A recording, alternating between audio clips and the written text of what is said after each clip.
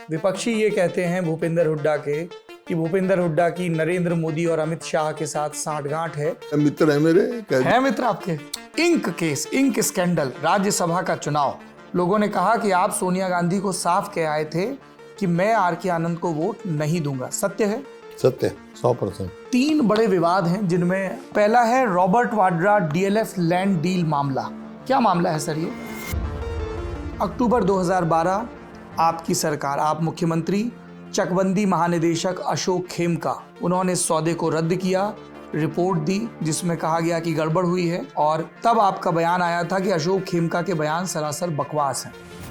2018 में आप पर एक मुकदमा दर्ज हुआ, धारा 420 धोखाधड़ी और बेईमानी से संपत्ति की डिलीवरी के लिए प्रेरित करना, धारा 468 धोखाधड़ी के उद्देश्य से जालसाजी, 471 और 120 बी गुरुग्राम के खेड़की दौला पुलिस स्टेशन में। इस एफआईआर में आपका भी नाम है। ये क्या मामला है सर?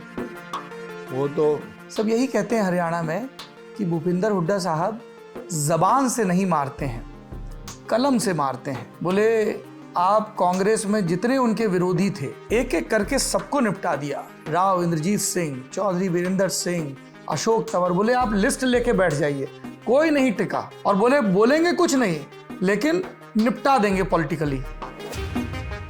क्या हुआ था 2005 में?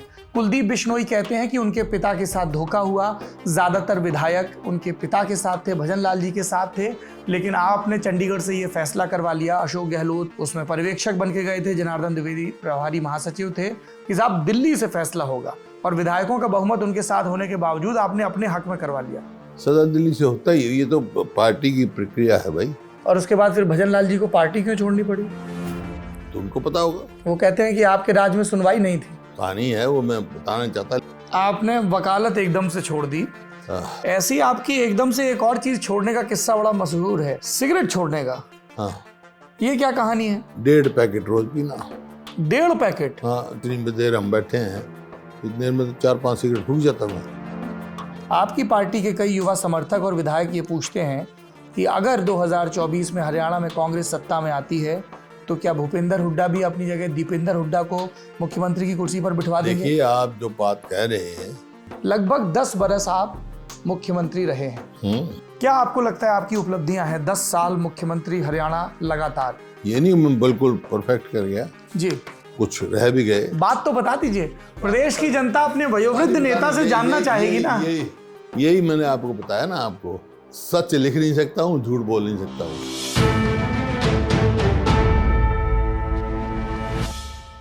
जमघट, ये ललन टॉप का वो कार्यक्रम है जहां सत्ता के दावेदारों से और सत्ताधीशों से पूछे जाते हैं सवाल। जमघट के इस एपिसोड में हमारे मेहमान हैं कांग्रेस के कद्दावर नेता और हरियाणा के लगातार 10 बरस तक मुख्यमंत्री रहे भूपेंद्र सिंह हुड्डा जी, जो अभी हरियाणा की विधानसभा में नेता प्रतिपक्ष भी हैं। बहुत बहुत स्वागत है सर आपका। धन्यवाद। मुद्दे से बात शुरू करते हैं। कुछ दिन पहले आपने रैली की पानीपत में। सब लोगों ने कहा ये भूपेंद्र सिंह हुड्डा का शक्ति प्रदर्शन है, और ये भी कहा कि कांग्रेस अभी भी एक नहीं हो पाई, ना कुमारी शैलजा आई, ना सुरजेवाला आए। बताइए सर। देखिए, पानीपत जो है मेरा शक्ति प्रदर्शन नहीं है, ये तो ऐतिहासिक जगह है। पहले भी जब मैं पार्टी का अध्यक्ष था उस टाइम भी पानीपत में हमने करी थी रैली। ये एक सिग्निफिकेंस है कि पानीपत की पहली लड़ाई, दूसरी लड़ाई, पानीपत जो है बहुत कुछ फैसला कर देता है, तो इस वास्ते पानीपत में रैली हुई थी।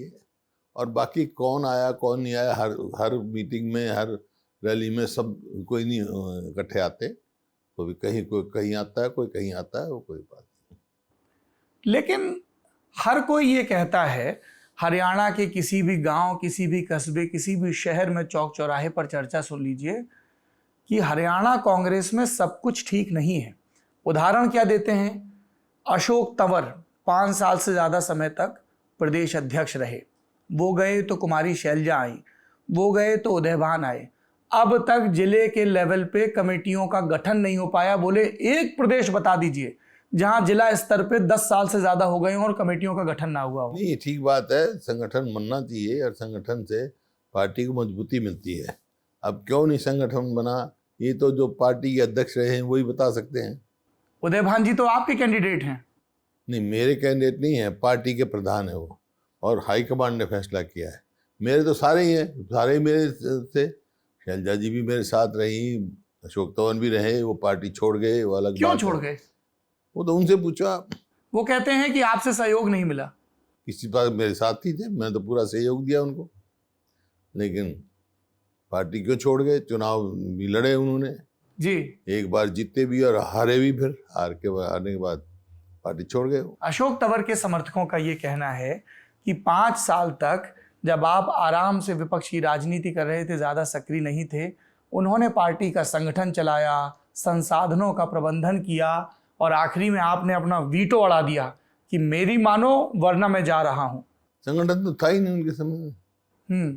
संगठन तो उन्होंने बनते ही, अध्यक्ष बनते ही सारा संगठन रिजॉल्व कर दिया था। जिला परिषद, जिला के अध्यक्ष भी थे, उनसे पहले जो मौलाना साहब अध्यक्ष रहे, सारा उन्होंने ब्लॉक स्तर तक का संगठन बना हुआ था। इन्होंने डिजॉल्व कर दिया। पार्टी अध्यक्ष की इच्छा होती है तो उसके बाद तो संगठन उन्होंने बनाया नहीं। अब क्यों नहीं बनाया, ये कारण वही बता सकते हैं। और शैलजा जी का कार्यकाल 3 बरस हो गए। 3 साल रहे हो जी।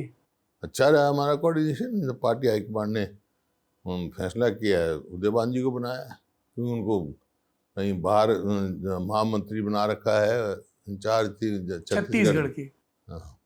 छत्तीसगढ़ के इंचार्ज के तौर पर कुमारी शैलजा का एक बयान पिछले दिनों काफी चर्चा में आया, जिसमें वो उदयभान जी के बयान पर प्रतिक्रिया दे रही थी। उदयभान जी कह रहे हैं हमारा मुख्यमंत्री भूपेंद्र सिंह हुड्डा होगा। शैलजा जी कह रही हैं ये आला कमान तय करेगा, प्रदेश अध्यक्ष को इस तरह के बयान नहीं देने चाहिए। आप क्या कहेंगे? देखिए, वो तो उदयभान जी से बता सकते हैं, लेकिन उदयभान जी ने तो कहा होगा जो लोग कहते हैं, पार्टी के अध्यक्ष हैं, उन्हें कही होगी। तो उदयभान जी के मुताबिक लोग कह रहे हैं कि भूपेंद्र सिंह हुड्डा सीएम हो। हाँ, उदयभान जी तो मतलब हमारे ये नहीं है, मेरे साथ विधायक भी रहे, जैसे है बहुत ज़्यादा जितना संबंध शैलजा जी के साथ रहा है, शायद उदयभान जी के साथ मेरा वो संबंध नहीं रहा है राजनीतिक तौर पे। बाद में आए हो, हालांकि वरिष्ठ हैं, 5 दफ़ा मेरे ख्याल में विधायक रह चुके हैं उदयभान जी। शैलजा जी का बार बार जिक्र आ रहा है। पुराने जानकारों ने बताया कि 2005 में जब हरियाणा में कांग्रेस की सदारत भजन लाल जी कर रहे थे, आप रोहतक से सांसद थे, तब भजन लाल के मुकाबले विधायकों की गोलबंदी और आला कमान के ऊपर ये प्रेशर बनाना, इस तरीके से गुटबंदी करना कि साहब भजन लाल नहीं कोई और कोई और कौन? तो बोले भूपेंद्र हुड्डा। इसमें आपकी सबसे प्रखर समर्थक कुमारी शैलजा थी, लेकिन बाद में आपका और उनका दुराव हो गया और आप कुमारी शैलजा के बजाय अंबाला से आने वाले दूसरे नेता विनोद शर्मा को ज्यादा तरजीह देने लगे। नहीं, विनोद शर्मा तो विधायक थे, ये वहां से सांसद थी जी, और ऐसी कोई बात नहीं है मेरे उसमें, ऐसे मेरे संज्ञान में कोई ऐसी बात नहीं है। मैं कोई प्राथमिकता देता था, शैलजा जी हमारे साथ थी तो मैं शैलजा जी के साथ था। वहाँ से चुनाव की बात हो, कहीं हो, मैं था। पार्टी है, पार्टी जो भी फैसला करती है। विनोद शर्मा को पार्टी ने टिकट दी, शैलजा जी को पार्टी ने टिकट दी, जिसको भी पार्टी ने टिकट दी उसका समर्थन किया मैंने।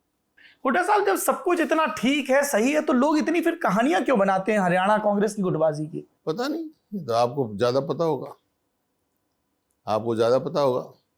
अच्छा, क्या हुआ था 2005 में? कुलदीप बिश्नोई कहते हैं कि उनके पिता के साथ धोखा हुआ। ज्यादातर विधायक उनके पिता के साथ थे, भजन लाल जी के साथ थे, लेकिन आपने चंडीगढ़ से ये फैसला करवा लिया। अशोक गहलोत उसमें पर्यवेक्षक बन के गए थे, जनार्दन द्विवेदी प्रभारी महासचिव थे, कि साहब दिल्ली से फैसला होगा, और विधायकों का बहुमत उनके साथ होने के बावजूद आपने अपने हक में करवा लिया। सदा दिल्ली से होता ही, ये तो पार्टी की प्रक्रिया है भाई। पार्टी में एक तरीका है, पार्टी के जो हाईकमांड है उसके पर्यवेक्षक हैं, सारे विधायकों से बात करते हैं, उनकी प्रायोरिटी लेते हैं और फिर फैसला करके हाईकमांड को बता देते हैं, और फिर दिल्ली में फैसला होता है। सभी विधायकों का बहुमत किसके साथ था? कुदरती बात है, मेरे साथ था, जब तो उन्होंने कहा, मैंने तो गिने नहीं, वो तो पर्यवेक्षकों को पता होगा, और वहाँ पता होगा। ये मेरे को मालूम है कि कोई 18 के करीब, 17 या 18 विधायक मीटिंग में नहीं आए, वो भजन लाल जी के घर बैठे रहे। वो उतरे उनके साथ थे, लेकिन बाद में भी वो आगे हुए। और उसके बाद फिर भजन लाल जी को पार्टी क्यों छोड़नी पड़ी? तो उनको पता होगा। वो कहते हैं कि आपके राज में सुनवाई नहीं थी। नहीं नहीं, मैं उनकी पूरी वो करता था भाई। वो सीनियर लीडर थे और शुरुआत उनकी राजनीति की शुरुआत मेरे पिताजी ने करवाई थी। पहली टिकट मेरे पिताजी के सपोर्ट से मिली थी उनको। अच्छा, ये कब की बात है सर? ये है 1968 की बात, 68 की जी ये मनीराम गोदार जी के साथ आए थे जी। मेरे को यूं का यूं याद है। मैं अपने पिताजी के साथ, मैं तो गाड़ी चलाता था उनकी, मैं अपने पिताजी की। फिएट कार होती थी आपके पास? नहीं, वो मेरे पिताजी के पास उस टाइम एम्बेसडर कार थी। अच्छा, फिर तो बाद में मैंने बाद में जब आई। लॉ करी जब उसके बाद ली। अच्छा। तो मनीराम गोदारा जी नहीं रहे आज दुनिया में। वो आए, उन्होंने मेरे पिताजी को कहा, वो मतलब टिकट के बंटवारे में उनका बहुत हाथ था। अरसद में इंदिरा जी की बहुत करीब थे और इलेक्शन कमेटी के मेंबर थे। तो उन्होंने कहा कि ये भजनलाल जी के बारे में कहा, ये मेरे रिश्तेदार हैं या दोस्त हैं, मेरे को जानकारी नहीं, लेकिन यहाँ तक उन्होंने कह दिया था गोदारा साहब ने, तो सब मेरी टिकट बेशक ना हो, इसकी जरूर होनी चाहिए। अच्छा। मेरे फादर का पूरा समर्थन करेंगे हम इसका। उनका समर्थन भी किया। अब पिताजी का जिक्र आया है तो आपके पिताजी के गांधी परिवार से पुराने संबंध रहे, इनका खूब हवाला दिया जाता है। कब से देख रहे हैं आप ये संबंध? बचपन से, हम्म जब से होश संभाला। और होश संभाला या पीछे इतिहास देखा, मेरे खाली पिताजी से नहीं, मेरे दादाजी से। दादाजी मेरे 1900 चौधरी मातूराम जी, चौधरी मातूराम जी 1923 में स्वराज पार्टी से टिकट लड़े, इलेक्शन लड़े थे। अच्छा। हाँ, क्यों वो पंडित मोतीलाल नेहरू स्वराज पार्टी से था, उनके उससे इलेक्शन लड़े थे 1923 में। तब से सिलसिला है। हाँ। पर इस सिलसिले की जब बात होती है तो कई आपके आलोचक हुड्डा साहब ये कहते हैं कि इतने खास थे तो 1977 में इनके पिताजी ब्रह्मानंद रेड्डी और देवराज उर्स के साथ क्यों चले गए इंदिरा जी को छोड़ के? वो बड़ी वो कहानी है, वो मैं बताना चाहता, लेकिन वो इंदिरा जी की इच्छा के अनुसार गए। थोड़ा सर विस्तार से बता दें तो इस पे विराम चिन्ह लग जाए। कई बातें बताने की नहीं होती। इंदिरा जी ने ही कहा था कि कोई कारण थे। क्या वो ऐसे कि भी वहां जाओ और मुझे बताते रहो कि अंदर खाने क्या हो रहा है? नहीं नहीं, कोई मतलब हरियाणा के नेता थे जिनसे इंदिरा जी को ये था कि भाई कभी मेरे खिलाफ गवाह ना बन जाए। उनकी और मेरे पिताजी की नहीं बनती थी। कुछ कारण, शाह कमीशन में गवाही ना दे दें। आप पहली मर्तबा चुनाव लड़े 1983 में, 82 में, माफ करिए 82 में। तो क्या है टिकट मिलने की कहानी? पिताजी ने पैरवी की थी या खुद से भागदौड़ की थी? नहीं, पिताजी ने नहीं करी। पिताजी को कहा, वो तो मैं तो यूथ कांग्रेस में था जी, 82 में। किलोई ब्लॉक के मुखिया थे आप?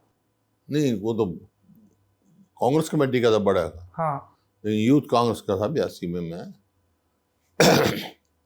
यूथ कांग्रेस का वाइस प्रेसिडेंट था मैं। जी। हरियाणा प्रदेश के? हैं? हरियाणा प्रदेश के? हरियाणा जी। और ये जो कह रहे हो आप, कोलोई का तो कांग्रेस कमेटी का बाद में अध्यक्ष बना। अच्छा। बात हुई तो उन्होंने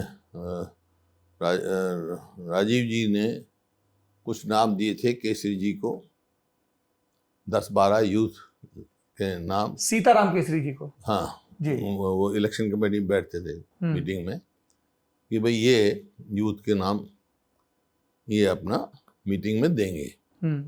तो उन्होंने नाम दिया मेरा, लेकिन वो हाँ जो भजनलाल जी वहाँ बैठे थे, उन्होंने किसी और का करवा दिया वहाँ से। अच्छा। हाँ, फिर तो बाद में राजीव जी को पता लगा कि भूपेंद्र को नहीं दिया, तो ही माय केस। उन्होंने फिर मेरे को दिलवाई 82 में टिकट, और मेरे चुनाव में भी आए वहाँ पर। अच्छा। कोलोई आए, कोलोई गांव में। तो आपकी और भजनलाल जी की तब से ये 36 की चल रही है, 82 के चुनाव से? अब जो भी कारण लगाओ आपस में।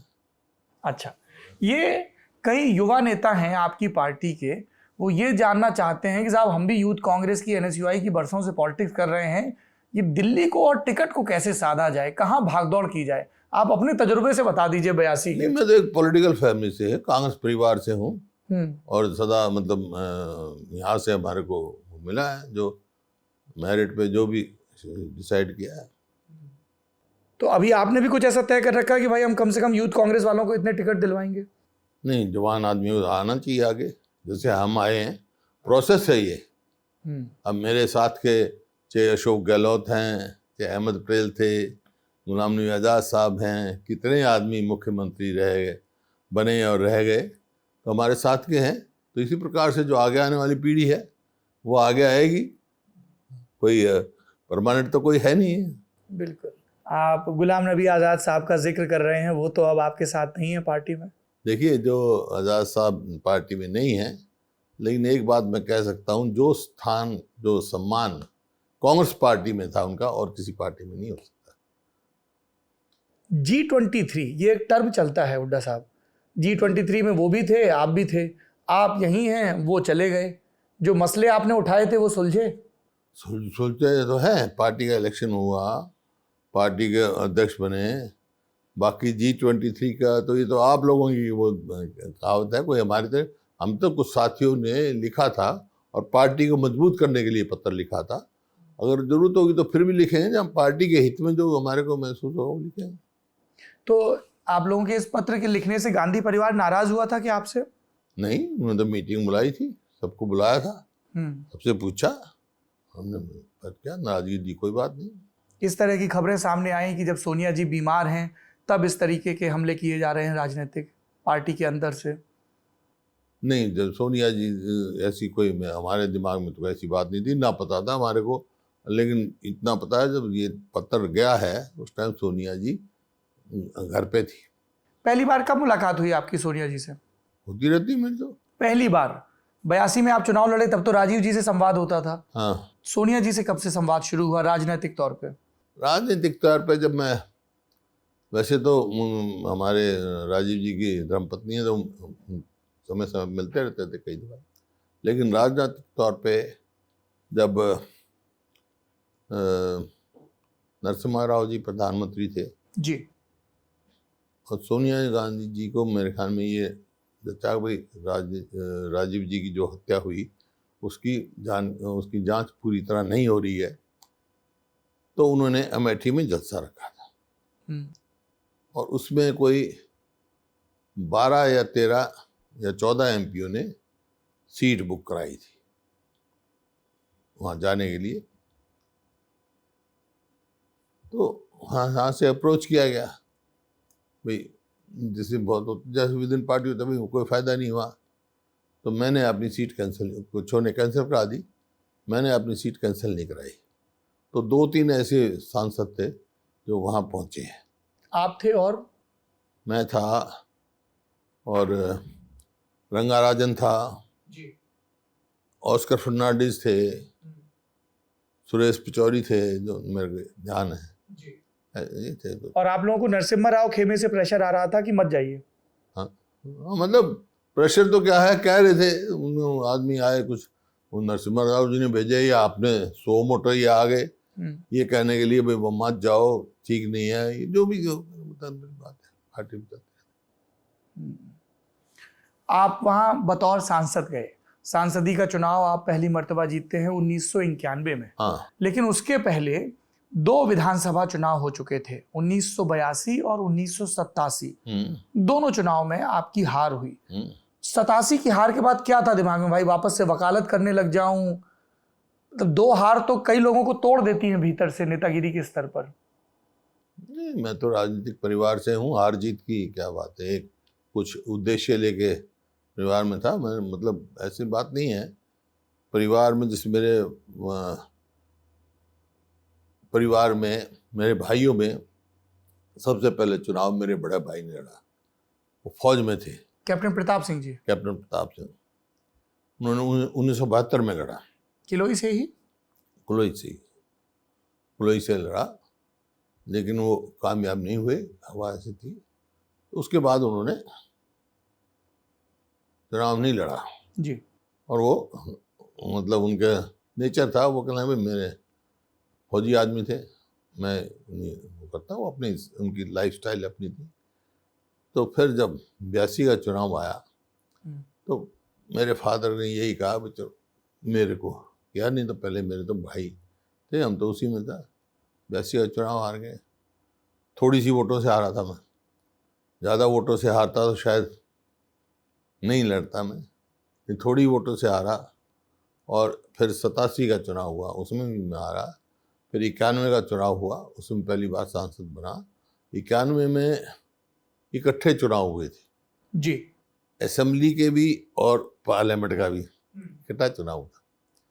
तो राजीव जी ने मेरे से पूछा कि भाई भूपिंदर, आप तुम बताओ कौन सा चुनाव लड़ना चाहते हो, इकट्ठे चुनाव हैं, पार्लियामेंट का भी है, लोकसभा का भी है, असेंबली का भी है। तो मैंने कहा कि जो आप लड़ाओगे, और जो नहीं भी लड़ाओगे तो हम आपके साथ हैं पार्टी में। तो उन्होंने कहा कि ऐसा है, मैं तुम्हारे को 1 घंटा देता हूँ, उसमें सोच के फैसला करके वापस आओ। तो मैंने सोचा कि मैं अपने पिताजी से पूछूं जाके। मैंने पता किया मेरे पिताजी कहाँ बैठे हैं, तो पता लगा वो पार्लियामेंट में एक्स-एम-पी के प्रधान भी रहे, वो पार्लियामेंट में कांग्रेस पार्टी के ऑफिस में बैठे हैं, पार्लियामेंट्री पार्टी के ऑफिस में बैठे हैं। और याजी जी भी वहाँ बैठे, उनके परम मित्र थे शीलभद्र याजी जी। शीलभद्र जी तो वहाँ बैठे थे दोनों। तो मैंने पिताजी को कहा कि बाबूजी, राजीव जी ने ये कहा है मेरे को, वो ये कह रहे हैं आपकी क्या हुआ है। तो उन्होंने मेरे को एकदम ही कहा तू असेंबली का लड़। तो मैं झिझका उस बात से। उसके पीछे और बैकग्राउंड था, क्योंकि वीरेंद्र सिंह मेरे मामा के लड़के, प्रदेश अध्यक्ष थे सभी पार्टी हाँ, तो वो मेरे मामा के लड़के थे। तो हमारा ये फैसला था भाई दोनों एक जगह नहीं लड़ेंगे, एक असेंबली का लड़ेगा, दूसरा पार्लियामेंट का। ऐसे जैसे बैठे बैठे बात हो गई थी। मेरे मन में ये आया भाई ठीक नहीं होगा, तो मैं झिझका और यूँ खड़ा हो गया। तो शील बहादुर यादव जी ने मेरी तरफ देखा, उसने उन्हें कहा मेरे से कि बेटा तुम लोकसभा का लड़ना चाहते हो। मैंने ये क्या, तो मेरे फादर ने कहा फिर अच्छा भाई जो याजी जी कहें वो कर ले। तो मैं वापस आया राजीव जी के पास। राजीव जी ने पूछा जी। मैंने फिर वही बात दोहराई, भाई जो मर्जी लड़ाओ आप नहीं मेरे को बताओ, ऐसे बोलते थे वो मेरे को अपने प्राथमिक।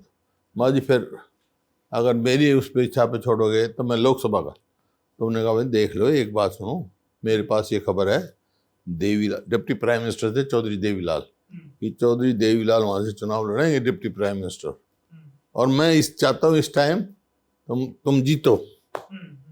माँ जी आपका आशीर्वाद होगा, मैं तैयार हूँ लड़ने के। तो उन्होंने कहा चलो चुनाव लड़े, और चुनाव हो गया था, गिनती नहीं हुई थी उस समय। फिर राजीव जी का उस पीरियड में मर्डर हो गया। और बीच में जैसे इनकी मीटिंग भी होती थी, जो यूथ कांग्रेस के प्रधान गुलाम नबी आज़ाद थे, तो वहाँ इन्होंने बताया मेरे को कि भाई राजीव जी कहते थे भूपिंदर जीत रहा है, उनको इन्फॉर्मेशन होगी कि अच्छा मैं चुनाव लड़ रहा हूँ, लेकिन वो नतीजा आने से पहले वो दुनिया में नहीं रहे। क्या वजह रही थी आपकी जीत की? आपको जाइंट किलर कहा गया, इतने बड़े नेता को, हरियाणा के सबसे बड़े नेता को उस समय के आप हरा के पहुंचे।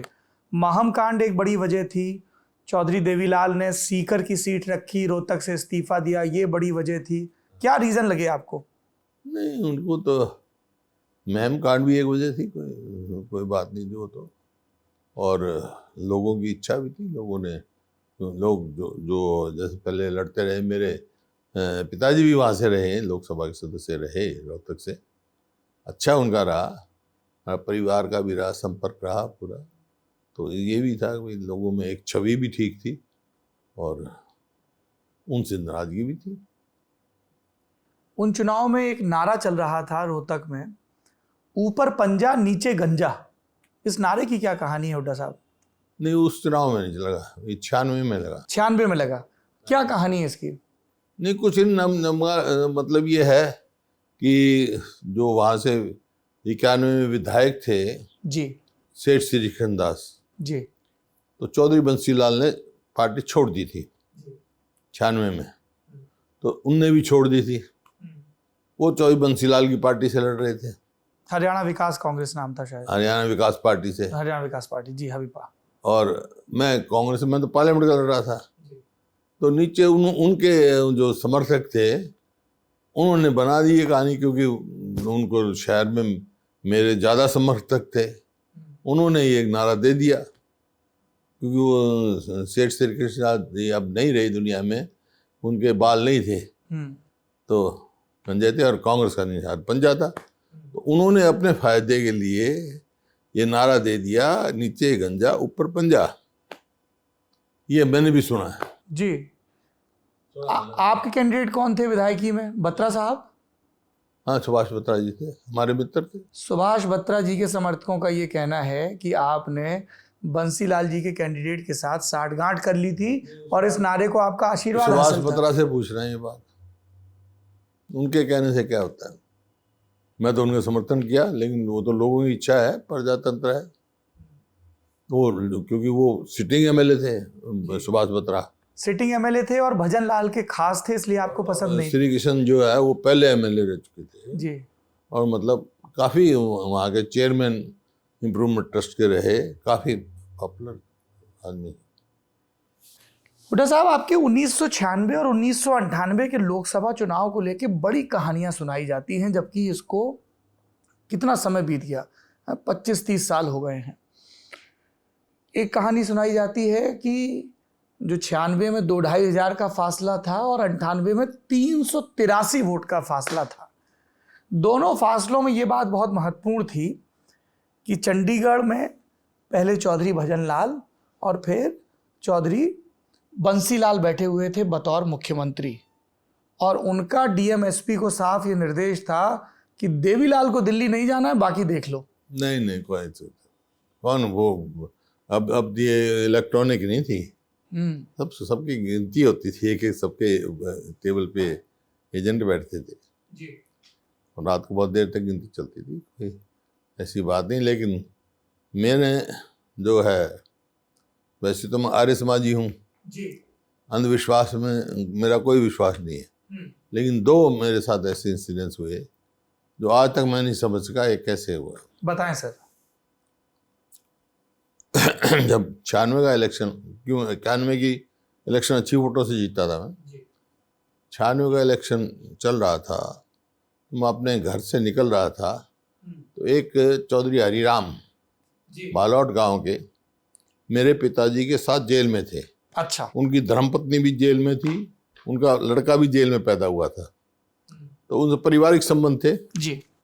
उन्होंने मेरी गाड़ी रोकी गेट पे ऐसे हाथ करके, मैं रुका, मैंने कहा प्रणाम किया, मैं ताऊ जी, बोला बेटा ऐसा है, मेरे को कभी झूठा सपना नहीं आता, मेरे को सपना आया है जीत तो तेरी है पर कम वोटों से है, तो कोशिश कर। मैं सोचता था भाई अच्छी वोटों, पिछले से भी ज़्यादा वोटों से जीतूंगा। उन्होंने कहा तो खैर कोई बात नहीं, लेकिन जब काउंटिंग चल रही थी तो मेरे को उनकी बात याद आ रही थी, किसी बूथ पे जीत रहा था, किसी पे हार रहा था, क्लोज, बहुत क्लोज कंटेस्ट हो गया था। तो ये था, पूरा रोहतक सड़कों पे उतरा हुआ था। वो 98 वाले में क्या था मंजर, बताइए हुड्डा साहब। 98 में क्यों बहुत देर तक चलती नहीं ना गिनती, रिकाउंटिंग करवाई, उन्हें करवाई, तो रात को 3 बजे, 2:30-3 बज गए थे, फैसला हुआ।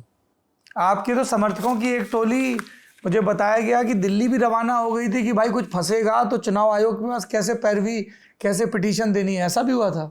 नहीं ऐसा, वो हम समर्थक कोई अपने आप ही कोई प्रोग्राम बना रहे हो तो पता नहीं, हाँ, लेकिन ऐसी कोई बात नहीं। लेकिन फिर आप दिल्ली आ गए लगातार तीसरी बार चौधरी देवीलाल को हरा के। हाँ, वो उसमें भी एक हुआ जो मैंने कहा कि पोलिंग और काउंटिंग के बीच में काफ़ी समय था, दिन थे काफ़ी। ये आप मेरी धर्मपत्नी से पूछना, ये बताएंगी, आशा जी से। आशा जी से। मैं अपने कमरे में सुबह सो रहा था, तो उस टाइम ये लैंड फोन ही था मेरे पास, तो लैंड फोन पे टेलीफोन आया, बोला कौन बोल रहे हैं? मैं हुड्डा बोल रहा हूँ मैं। बोले आप कोई नंबर बोलो। हाँ, तो हमारा टेलीफोन नंबर उस टाइम 2283 था, मेरी गाड़ी का भी कुछ 8 थी कुछ था, तो मैंने कह दिया 383। तो उन्हें कहा, फौरन कहा इतनी वोटों से जीतोगे आप, टेलीफोन कर दिया। आज तक मेरे को पता नहीं वो कौन आदमी थे, ना उसने बताया। ये बताया जरूर मेरे को कि मैं करनाल से बोल रहा हूँ, लेकिन आज तक कौन व्यक्ति था वो मेरे को मालूम नहीं। आपने आप पता लगवाने पूछो मेरी धर्मपत्नी जी से पूछना, जी। वो तो वहीं उस कमरे में थी जब टेलीफोन आया। और आप तीसरी दफा दिल्ली आ गए हाँ सांसद बन के। हाँ। भूपेंद्र सिंह हुड्डा की राजनीति के बारे में जब भी हम बात करते हैं लोगों से, आपके समकक्षों से, वरिष्ठों से, पत्रकारों से, सब लोग ये कहते हैं कि हुड्डा साहब जो 1991 से 1999 तक दिल्ली में रहे, तो एक चीज उनके समझ में आ गई कि रोहतक से चंडीगढ़ सीधे रास्ता नहीं जाता है, वाया दिल्ली होकर जाता है। ड्राइंग रूम पॉलिटिक्स वो बहुत अच्छे से समझ गए। कांग्रेस आलाकमान को कैसे साधना है, CWC के मेंबरान को कैसे साधना है, और ये साधना उनकी सफल हुई 2005 में। नहीं, मैं कभी मतलब ड्राइंग रूम पॉलिटिक्स नहीं करी मैंने जी।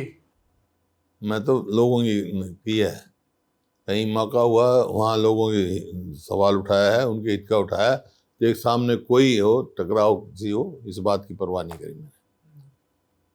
ड्राइंग रूम पॉलिटिक्स का मेरा कोई मतलब ही नहीं। मैं किसी वर्किंग कमेटी के मेंबर से नहीं मिला। हाँ, जानते थे कोई यूथ कांग्रेस से थे, जैसे अंबिका जी, गुलाम नबी, अहमद पटेल, सब यूथ कांग्रेस के हम साथी रहे। मैं भी प्रधान, वाइस प्रेसिडेंट से फिर कुछ दिन प्रधान रहा पार्टी का, यूथ कांग्रेस का। तो इस हिसाब से था। कभी ड्राइंग रूम पॉलिटिक्स, कभी ड्राइंग रूम पॉलिटिक्स से मैं मतलब नहीं समझा आपका क्या है। नहीं, उन्होंने ड्राइंग रूम पॉलिटिक्स यही कि कब किस नेता की गुडबुक में रहना है, दिल्ली को साध के रखना है। नहीं, मैंने कभी ऐसी मेरे दिमाग में कभी नहीं आई। मैं अपने काम से काम रखता था। कोई बात हो, आप देखो मेरी पार्लियामेंट्री जो है स्पीचेस देख लो, कोई वो देख लो। मैंने कभी उस बात की परवाह नहीं करी। 1999 के चुनाव में आपकी हार की प्रधानमंत्री ने, नरसिम्हा राव जी ने भी मेरे को 2-3 बार बुलाया जी। कोई ऐसी बात कही उन्होंने, उनकी भी मैंने कह दिया क्या कहा राव साहब ने? माफी चाहता हूँ। क्या कह रहे थे प्रधानमंत्री आपसे? जो भी था कि भाई फलाने आदमी से मिलके चलो, ये करो। प्रधानमंत्री मतलब मुख्यमंत्री यार ये बड़े पावरफुल होते हैं, टिकट की वो है। मैं कहा जी कोई बात नहीं, मैं अपने असूल का आदमी हूँ, असूल के हिसाब से चलूँगा। नरसिम्हा राव भूपेंद्र सिंह हुड्डा से ये कह रहे थे कि भजन लाल से बना के चलो? नहीं, जब कहते कोई बात थी उस बार में उन्होंने कहा कि भाई वो करो। मैं कहा जी मैं असूल का आदमी हूँ, मेरे को कोई द्वेष नहीं है किसी से, मैं अपने असूल का आदमी हूँ। बात तो बता दीजिए, बात तो देश की जनता अपने सारी वयोवृद्ध नेता से जानना चाहेगी ना। यही मैंने आपको बताया ना आपको। इसी वास्ते मैं ऑटोग्राफी नहीं लिखता हूँ जी, कि मैं सच लिख नहीं सकता हूँ, झूठ बोल नहीं सकता हूँ। पर सच आपको पता बहुत सारे हैं। पता तो हर व्यक्ति को पता। आपकी भी उसमें लाइफ में बहुत सारी ऐसी बातें होंगी जो आपको पता होंगी जी, और नहीं बोल सकते होंगे आप जी। किसी दूसरे का नुकसान हो जाए आपके बोलने से, कोई दूसरा आपका दुश्मन बन जाए किसी से, वो आगे तक दुश्मनी वो इस कई कारण होते हैं, हर इंसान के साथ है ये। 1999 में फिर आप उसी रोहतक से लोकसभा लड़ते हैं और इस बार बड़े मार्जिन से हार जाते हैं। हाँ, क्या वजह रही थी? हवा थी, कारगिल का इशू था, और सबसे पहली जो कारगिल की कैजुअलिटी हुई समुंदर सिंह की, वो मेरे गांव का था। मेरे गांव का, मैं अभी मैं जाता हूँ उसको माला, जब भी गांव में जाता हूँ जी, उसके ऊपर माला चढ़ा के आता हूँ। सबसे पहला शहीद वो हुआ, समुंदर सिंह। एक बात और भी कही गई कि तब चंडीगढ़ में चौटाला सरकार थी। नहीं, हवा थी जी, अटल बिहारी वाजपेयी, जो ये कारगिल की हवा थी। आप बतौर सांसद मिले थे अटल बिहारी वाजपेयी से? बतौर सांसद आपका अटल बिहारी वाजपेयी जी से संवाद होता था? हाँ, मिले। अच्छा व्यवहार था उनका। कई एक आध दफा तो ऐसा चांस हुआ, तो जैसे मेरे पिताजी बैठे तो अटल बिहारी जी स्वयं उनके पास चल के आए, उनसे प्रणाम किया। बुजुर्ग थे, सीनियर आदमी, मेरे फादर साथ उनके मतलब संविधान सभा से मेंबर चले आए। नहीं 57 में एमपी भी रहे ना भाई जी। उनके साथ लोकसभा में अटल बिहारी जी। जब वाजपेयी साहब पहली बार बलरामपुर से जीत के आए थे। हाँ 57 में। जी 57 में जीते हो। हाँ जी हाँ जी। तो मेरे फादर भी थे लोकसभा में उस टाइम। जी। और पंडित जी की काफ़ी वो थे। तो मेरे एक कम्युनिस्ट पार्टी से मेरे मामा भी थे लोकसभा में। झज्जर, वो झज्जर अलग हल्का था उस टाइम। मेरी ताई के भाई थे। क्या नाम था मामा जी का? चौधरी प्रताप सिंह दौलता जी। वो मतलब मेरी ताई जी के ब्रदर थे। अच्छा। तो इस बात मेरे मामा हो गए जब मेरी ताई के भाई हो गए। तो जी। मेरी सगी ताई के सगे भाई थे। जी। तो यही था 57 में बने जब से। तो जैसे सेंट्रल हॉल में मैं बैठा था, अटल बिहारी जी प्रधानमंत्री थे, तो वो आए तो मेरे फादर को देखा। मेरे फादर बैठते, एक्स एमपीओ के प्रेसिडेंट थे वो, तो वहाँ बैठते थे, उनका फिक्स था कॉर्नर। याजी जी और वो इकट्ठे बैठते थे सेंट्रल हॉल में, और बाकी आ जाते थे वहाँ, मजमा लग जाता था। हाँ हाँ उन्हें। तो वो तो उस दिन तो वैसे ही बैठे थे, अकेले बैठे थे उस टाइम। तो अटल बिहारी जी आए, उन्होंने देखा बैठे हैं, वो आए, उनको प्रणाम किया मेरे पिताजी को। चौधरी साहब नमस्ते, बोले आओ। तो मेरे फादर को कम दिखता था, तो नमस्ते करके बोले मैं अटल बिहारी हूँ, अटल बिहारी। अच्छा अच्छा आओ आओ आओ करके इतने में मैं आ गया। तो उन्होंने मेरे को मिलाया, बोला भाई अब तो ये है आपके साथ लोकसभा में हैं अटल बिहारी जी। तो उन्होंने कहा बेटा तुम पिताजी मैं तुम्हारे पिताजी का मैं बहुत सम्मान करता हूँ, कोई बात हो। ऐसे ही था और क्या।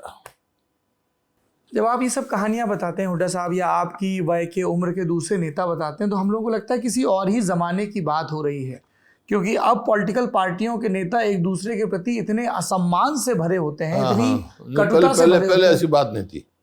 मैंने तो देखा अपना ये ऐसा हर किस्म का जमाना देखा। पहले ऐसी बात नहीं थी। पहले आपस में पॉलिटिक्स भी होती थी। जैसे आपने एक पहला सवाल मेरे से पूछा, वैसे ही आप बैठे जब मेरे पिताजी की तस्वीर पे देख रहे थे जी। तो आपने कहा भाई जब आप मुख्यमंत्री बने तो बहुत खुश हुए होंगे। किसी भी पिता के लिए बड़े गर्व की बात होगी। वो ठीक है, वो उसका आपको थोड़ा मैं बैकग्राउंड बताता हूँ जी। कि 1968 में चौधरी बंसीलाल पहली दफा मुख्यमंत्री बने। जी। उस टाइम इंदिरा जी चाहती थी मेरे पिताजी को, और मोरारजी देसाई और ये बड़े पावरफुल थे। गुलजारी लाल नंदा। नहीं, गुलजारी नंदा तो मैं बता रहा हूँ। तो ये बड़े पावरफुल थे मोरारजी देसाई वगैरह। वो पंडित जी को चाहते थे, पंडित भगवत दयाल को, या उनके समर्थक को। तो ये पार्टी में हो जाता हम फैसला, अच्छा चलो भाई इन दोनों को छोड़ दो, हैं बात करके गुलजारी लाल नंदा जी पे छोड़ दो, ये बात करके कोई रास्ता निकालेंगे। तो मेरे पिताजी से बात करी, उससे भगवत दयाल से बात करी, तो करी होगी उन्होंने जो कहा हो, अब तो इतना मेरे ध्यान नहीं। फैसला नंदा जी ने चौधरी बंसीलाल का कर दिया। मेरे फादर को उन्होंने कहा भाई आप स्पीकर बन जाओ। मैं फादर कहा मैं तो स्पीकर नहीं बनूंगा, मैं तो एमएलए ठीक हूँ। पुरानी पीढ़ी के आदमी थे वो, तो कहते मैं ठीक हूँ, पार्टी कर दिया फैसला, ठीक है हो गए। जब जिस दिन मैं चीफ मिनिस्टर बना और मेरे पिताजी अपने घर लेटे हुए थे, तो एक वो रहे नहीं सांसद से, सोनीपत से, हालांकि बीजेपी से रहे सांसद रहे, सागवान साहब, वो मेरे पिताजी को मिलने आए, मुबारकबाद देने के लिए मिलने आए। कहा जी आपका लड़का मुख्यमंत्री बन गया भूपिंदर, बहुत बहुत आवे।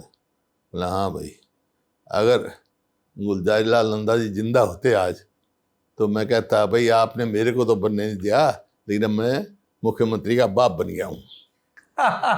मैं तो मुख्यमंत्री नहीं बनने दिया आपने, लेकिन मैं मुख्यमंत्री का बाप बन गया। तो मतलब ऐसे थे उन लोगों की सोच दूसरी किस्म की थी। कोई इल विल या द्वेष किसी के प्रति नहीं होता था। चौधरी बंसीलाल से आपकी बात मुलाकात होती थी? हाँ, किस तरह के तजुर्बे रहे आपके? राजनीतिक पार्टी में भी रहे, बाहर भी रहे वो? देखिए, चौधरी बंसीलाल का मैं एक चीज़ का कायल हूँ कि वो डेवलपमेंट ओरिएंटेड थे। बाकी उनका व्यवहार और उससे मैं सहमति नहीं रखता हूँ। थोड़ा खुल के बताएं हुड्डा साहब। नहीं, मैं बता नहीं, मैं दुनिया में है नहीं, वो बुजुर्ग है मेरे जी। तो, लेकिन उनकी जिस चीज़ का मैं कायल हूँ वो मैंने बताया। मैंने, क्योंकि मैं चीफ मिनिस्टर, मैंने सारे चीफ मिनिस्टर में कार्यकाल देखा है, समझा भी है। हाँ। तो बंसीलाल के में मेरिट ये थी कि वो डेवलपमेंट ओरिएंटेड थे। और चौधरी भजनलाल? चौधरी भजनलाल जो है ना, वो मतलब उनका अपना शैली थी। मैंने तो सुना है कि रोहतक के भूपेंद्र सिंह हुड्डा बड़ा खुल के टिप्पणी करते हैं, आप खुल के नहीं बता रहे हैं? है नहीं, जो टिप्पणी करने की बात होती है, कोई टिप्पणी करने तो जहाँ करनी होती है। मैं आपको पहले कह चुका, मैं बायोग्राफी नहीं लिखता इसी वास्ते। जी। और ताऊ देवीलाल से भी आपकी बात मुलाकात होती थी खासतौर पे? आप तो 3 इलेक्शन हरा के गए थे उनको। वो तो 3 तो बाद की बात है ना जी। उस परिवार से तो हमारे बहुत घनिष्ठ संबंध थे जी। चौधरी देवीलाल के जो बड़े भाई थे चौधरी साहब राम, वो मेरे पिताजी के साथ 2 जेलों में रहे स्वतंत्रता संग्राम में। इस वास्ते यहाँ 14 सरपंच से मेरे पिताजी सांसद थे, तो चौधरी देवीलाल, ओम प्रकाश चौटाला जी, साहब राम जी, ये सब यहीं रहते थे हमारे पास जी। तो उस प्रकार से था। और रणजीत सिंह मेरा सहपाठी भी रहा, दोस्त भी रहा, जो आज मंत्री बने हुए हैं, तो परिवार से उस हिसाब से था। तो लेकिन राजनीतिक तौर पे टकराव भी रहा। लेकिन कोई, अब मैं 3 चुनाव लड़ा तो देवीलाल के मुकाबले में कभी उनके व्यक्तिगत उस पर कभी मैंने कोई बात नहीं कही। आप देख सकते हैं रिकॉर्ड में। तो वहां जब ना उन्होंने कही होगी। मतगणना स्थल पर जब इतना तनाव है कि कुछ 100 वोटों से हार जीत तय हो रही है, तब भी तो आमने सामने पड़ जाते होंगे ना, मत पेटियां गिनी जा रही हैं। हाँ, नहीं वो ऐसे नहीं, वो तो सही है भाई, टेबल है, फेयर करो। किसी को शक हो तो अपने शक दूर करो, मेरे को शक होता मैं अपनी शक दूर करता। एक एक वोट पे कई बार बहस हुई है, ये कैंसिल होनी चाहिए, नहीं होनी चाहिए। वो तो और आपकी वकालत की पढ़ाई भी काम आ रही होगी वहां पे। वकालत की नहीं, वो तो दिखता है भाई क्या कौन सी कैंसिल। आफ्टर ऑल थे मेरे पोलिंग एजेंट भी थे, हर टेबल पे तो नहीं बैठ सकता है मैं जी। तो कई टेबलों पे होती थी ये बात, अलग अलग जगह। अब वो होती थी काउंटिंग। आखिरी दफा कब मुलाकात हुई थी आपकी चौधरी देवीलाल से? नहीं, उस चुनाव के बाद भी हुई, और वो राज्यसभा में आ गए थे उस टाइम भी हुई। कोई मन मुटाव? कोई नहीं, उनसे कोई मन मुटाव किसी से मेरा।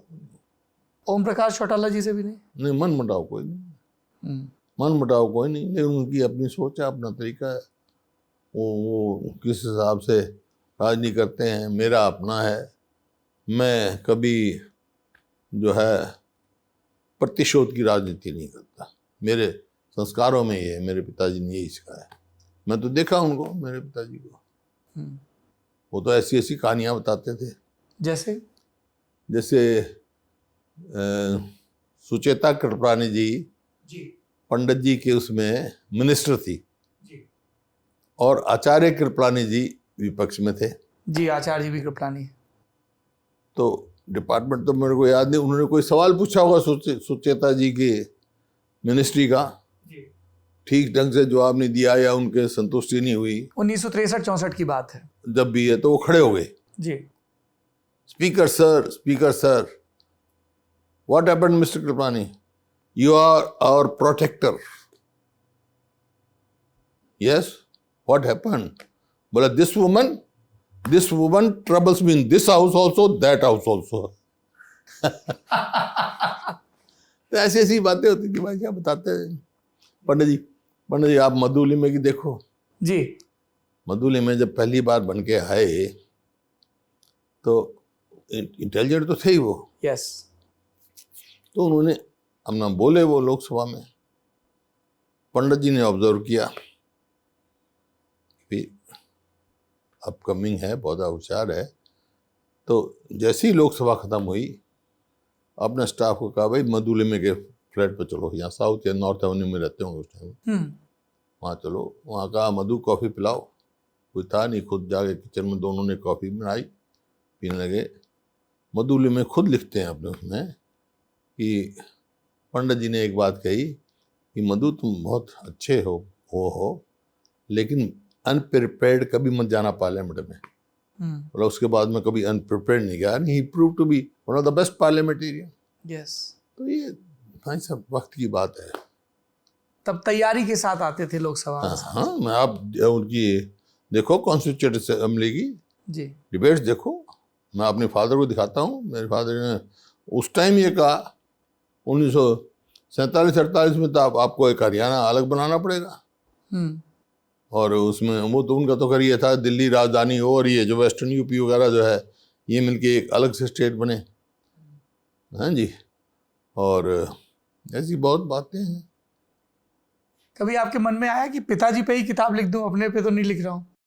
नहीं, वो तो लिखी थी, यादव जी ने लिखी, तो मेरे फादर ने तो लिखी, मैं यादव जी ने लिखी, तो उसमें जो कंट्रीब्यूट में से हो सका तो उन्होंने पूछा मत क्या, खुद मैंने लिखी।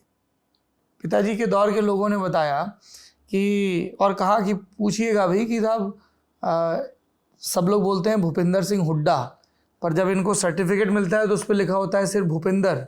तो ये हुड्डा नाम की क्या कहानी है? हुड्डा नाम की कहानी ये है जी, मैं लॉ करके, लॉ तक तो भूपिंदर ही कहते थे। हाँ, दोस्त भूपी कहते थे, बाकी भूपिंदर। भूपी या वैसे नाम भूपिंदर जी। लॉ करके मैंने प्रैक्टिस कर दी रोहतक डिस्ट्रिक्ट कोर्ट्स में। और एक जो माडू सिंह थे, मिनिस्टर भी रहे, उनके लड़के थे, उनका नाम भी भूपिंदर था। तो मेरे क्लाइंट उनके पास चले जाए उसके मेरे पास आ जाए, तो मैंने उसको कहा भाई तू मलिक लिखा कर अपना, मैं हुड्डा लिखता हूँ। उसके बाद भूपिंदर सिंह हुड्डा का बोर्ड लगा दिया मैंने जी। तो लोग कहने लगे भूपिंदर सिंह हुड्डा। अच्छा, कभी ऐसा मन में आया कि रोहतक में वकालत कर रहा हूँ, किसी को न्याय मिलेगा, किसी के खिलाफ होऊंगा तो इससे मेरी भविष्य की राजनीति पे असर पड़ सकता है? हाँ, और यही कारण है, एक दिन ही में मैंने वकालत छोड़ दी, एक ही पॉइंट पे, और उसके बाद कभी फीस नहीं ली मैंने। मैं कोर्ट्स में जाता रहा, कोई आ गया क्योंकि फेस वैल्यू हो जाती है, कोई जमानत कराने आ गया, चला गया, फीस नहीं। और एक ही बात पे छोड़ दी, एक मैंने केस ले लिया, केस में आर्गू करने गया तो सामने देखा एक बुजुर्ग, हमारे बहुत, मेरे पिताजी के और हमारे करीब, वो उसके खिलाफ मैं वकील हो गया। खैर फीस ले ली थी, एथिक्स थे, मैंने आर्गू किया, मैं जीत गया। उसके बाद वही बुजुर्ग मेरे चैम्बर में बैठे मिले, और उनकी अब तो नहीं रहे बेचारे, उस टाइम ही बुजुर्ग थे, उनकी आंखों में आंसू थे। तो मैंने कहा भाई तो साहब कोई बात नहीं, मेरे को पता नहीं था मैं आपके खिलाफ वकील हो गया। मैंने कहाँ देखना था भाई किसके खिलाफ, मैं तो अपनी पार्टी देखी, जिस पार्टी ने फीस दी, जिसने एंगेज किया मेरे को। तो मैंने कहा मेरे को पता नहीं था, आप अपील वगैरह कर लेना, मैं वकील नहीं हूँगा। बोले नहीं, केस वेस की मेरे को कोई चिंता नहीं है, को भी मेरे दादाजी का सपोर्ट रहा वो। बोला तेरे दादा की जूती मैंने उठाई, तेरे बाप की मैंने उठाई, तेरी मत, ये वर्ड थे उसके। उसका कहने का मतलब था तेरे दादा का सपोर्टर रहा, मैं तेरे पिताजी का सपोर्टर रहा, तेरे साथ, तेरे सपोर्ट में मैं रहा, तेरी सपोर्ट में हूँ, तो तू ही खिलाफ हो गया मेरे वकील, मेरा ज़िंदगी में क्या रह गया। मेरे 2 जूनियर थे भाई साहब। उसी टाइम मैंने भाई कल से मेरा ये बंद, मैं कोई फीस नहीं लूँगा, ये आधे केस तू उठा और आधे केस तू उठा। अब भी मेरा चैम्बर है वहाँ, 1 नंबर चैम्बर मेरा है जी। आप रोहतक कोर्ट्स में जाओगे तो सबसे पहला मेरा चैम्बर है। लेकिन उसके बाद मैं जाता रहा कोर्ट्स में, ना तो मैंने फीस ली ना केस लिया, लेकिन कोई आ गया चारा जी मेरी जमानत पे खड़े हो जाओ, जाके जमानत पर खड़ा हो जाए, फेस वैल्यू हो जाती है। उस टाइम मेरी अच्छी रोरिंग प्रैक्टिस थी। तो मैं, ये किस साल की बात है जब आपने इस तरह से प्रैक्टिस छोड़ी? ये तो होगी जी समझो चुनाव लड़ चुके थे आप पहला? 74 में मैंने शुरू करी थी। और ये क्योंकि जब मैंने शुरू करी, एक चीज़ तो मैंने असूल बना लिया था, मेरा गांव है सांगी गांव। भाई सांगी गांव को तो केस लूंगा नहीं मैं। हाँ। वो तो मैंने लिया ही नहीं। मैं 8-7 साल प्रैक्टिस की, ये मेरे ख्याल में 82 के आसपास की बात होगी। आपने वकालत एकदम से छोड़ दी। ऐसी आपकी एकदम से एक और चीज छोड़ने का किस्सा बड़ा मशहूर है, सिगरेट छोड़ने का। हाँ, ये क्या कहानी है? ये कहानी अजी इसमें तो कोई दो राय नहीं। कॉलेज से मैंने सिगरेट पीनी शुरू करी थी जी। स्कूल में तो पी नहीं। हाँ। लेकिन जैसे ही कॉलेज में दाखिल हुआ चंडीगढ़, मेरे पिताजी मिनिस्टर थे उस टाइम, चंडीगढ़ पहले कॉलेज में दाखिल हुआ, तो बाद में मैं रोहतक आ गया था, ग्रेजुएशन में रोहतक से करी। तो उस टाइम सिगरेट पीनी शुरू करी कॉलेज के साथ, दोस्तों के साथ। तो विल्स नेवी कट आती थी उस टाइम। तो विल्स नेवी कट से शुरू करी और करते करते इंडिया किंग्स पे पहुंच गए। इंडिया किंग्स जो बड़ी सी आती थी शायद। हाँ, बड़ी। हाँ। इंडिया किंग्स जी 20 का पैकेट आता था। एक पैकेट में विल्स नेवी कट में 10 आती थी सिगरेट। हाँ। इसमें 20 आती थी। अच्छा। तो इंडिया किंग्स में पहुंच गए तो 1.5 पैकेट रोज पीना। 1.5 पैकेट? हाँ, 30 से 35 सिगरेट रोज की हो जाती। सुबह उठते शुरू कर देना। तो ये तो लगभग चेन स्मोकर जैसी स्थिति हो गई। हाँ, चेन स्मोकर ऑलमोस्ट। जैसे इतनी देर हम बैठे हैं, इतनी देर में तो 4-5 सिगरेट फूक जाता मैं। तो मैं चीफ मिनिस्टर बन गया 2005 में। हाँ, 2005 में। एक दिन मैं चंडीगढ़ जा रहा था, मेरे फादर सैर करके वापस आ रहे थे गेट पे। ये 9 पंथ मार्ग की बात, क्योंकि मैं जब चेयरमैन था 9 पंथ मार्ग मेरे को अलॉट हुआ था, बाद में दीपेंद्र को हुआ। क्योंकि मैं तो बचपन से दिल्ली में रहा जी, कभी कहीं गए। तो मैं जा रहा था, मेरे फादर सैर करके वापस आ रहे थे, गाड़ी रुकवाई उन्होंने। उनके सामने तो कभी मैंने सिगरेट पी नहीं, लेकिन उनको पता लग गया मैं बहुत सिगरेट पीता हूँ। तो मैंने उनको नमस्कार किया, पैरों का हाथ लगाया, तो उन्होंने एक ही बात कही मेरे को। गांधीवादी थे। भूपिंदर, हाँ जी, तू सिगरेट छोड़ दे, नहीं तो मैं सत्याग्रह कर दूंगा। मेरे दिल में बहुत चोट लगी, क्योंकि मेरे बड़े भाई जो कैप्टन थे वो भी स्मोक करते थे बहुत। उनको थ्रोट कैंसर हो गया था, थ्रोट में, उसकी वजह से उनकी डेथ हो गई। तो मेरे प्रताप सिंह जी। हाँ, मेरे फादर को वो थी बात, उनके दिमाग में ये बात आ गई। तो इसी वास्ते उन्होंने कहा, वो दिन आज दिन। ये सब जो लोग देख रहे हैं और सिगरेट छोड़ना चाहते हैं, ये उन सब के लिए बड़ा ज़रूरी संदेश है? कोई तगड़ा नैतिक बल चाहिए। मतलब सिगरेट जो है ये नहीं, ऐसे नहीं हो सकती। वो पहले हमने कई बार ट्राई करी, अभी छोड़ देते हैं। आज एक कम पिएंगे, 2 कल कम पी, आज 5 पी लें, आज 10 पी लें, लेकिन आहिस्ता आहिस्ता वहीं पहुंच जाता है। मैं सब सिगरेट छोड़नी है तो एकदम छोड़नी जी। सिगरेट से जुड़ा एक किस्सा भाखड़ा नांगल बांध के उद्घाटन का भी है। हाँ, वो भी सुना दीजिए। क्या? वो तो मैं इनॉग्रेशन किया था जी 22 अक्टूबर। आपके पिता सिंचाई मंत्री थे? हाँ, वो सिंचाई मंत्री थे पंजाब के जी। तो पंडित जी ने किया था, डेडिकेट किया था नेहरू जी ने to the nation. Bhakra dam was dedicated to nation ji. तो वहाँ सतलुज सदन है एक जगह, रेस्ट हाउस जो है, जो आज भी वहाँ फोटो लगी हुई है उनकी जी, मेरे फादर की और पंडित जी की, वहीं आज भी है वो। तो वहाँ खाना था लॉन में, बाहरी बैठे खाना खा रहे थे। लंच किया पंडित जी ने, मैं तो 15-16 साल का हूँ उस टाइम जी। तो खाना खा के बाद एक आदमी एक प्लेट में एक सिगरेट एक कैंची लेके आए और पंडित जी के सामने की। मैं देखता रहा, पंडित जी ने सिगरेट उठाई, कैंची से आधी काटी और फिर वो सिगरेट पी। जी, आप ये सब किस्से बता रहे हैं। एक एक स्वीकारता होती थी कि हाँ भाई आदमी मंच पे कुछ बोल रहा है लेकिन उसका निजी जीवन भी है, सब कुछ भी है। आज की तारीख में आप बात कर रहे हैं, मैं ईमानदारी से बताऊं, मैं किसी नेता से ये उम्मीद नहीं करता हूं कि वो खुल के इस बारे में बात करे। हाँ ये बड़ा फर्क आ गया है आपके देखते देखते। हाँ। कैसे? लोग बात नहीं करते हैं इन सब चीज़ों पे, वो बड़ा छिपा के रखते हैं। उनको लगता है अरे साहब पब्लिक कैसे लेगी या विपक्षी क्या इसको प्रचार करेंगे। पब्लिक की नहीं बात, पब्लिक तो चलो, पब्लिक को तो जीवन का पता होता है। आप लोग जो है ना उसमें क्या वो लगाओगे क्या नहीं लगाओगे, वो बात मीडिया वाले कहीं की कहीं कर देते हैं। हाँ, वो तो फिर मर्जी है अगले की।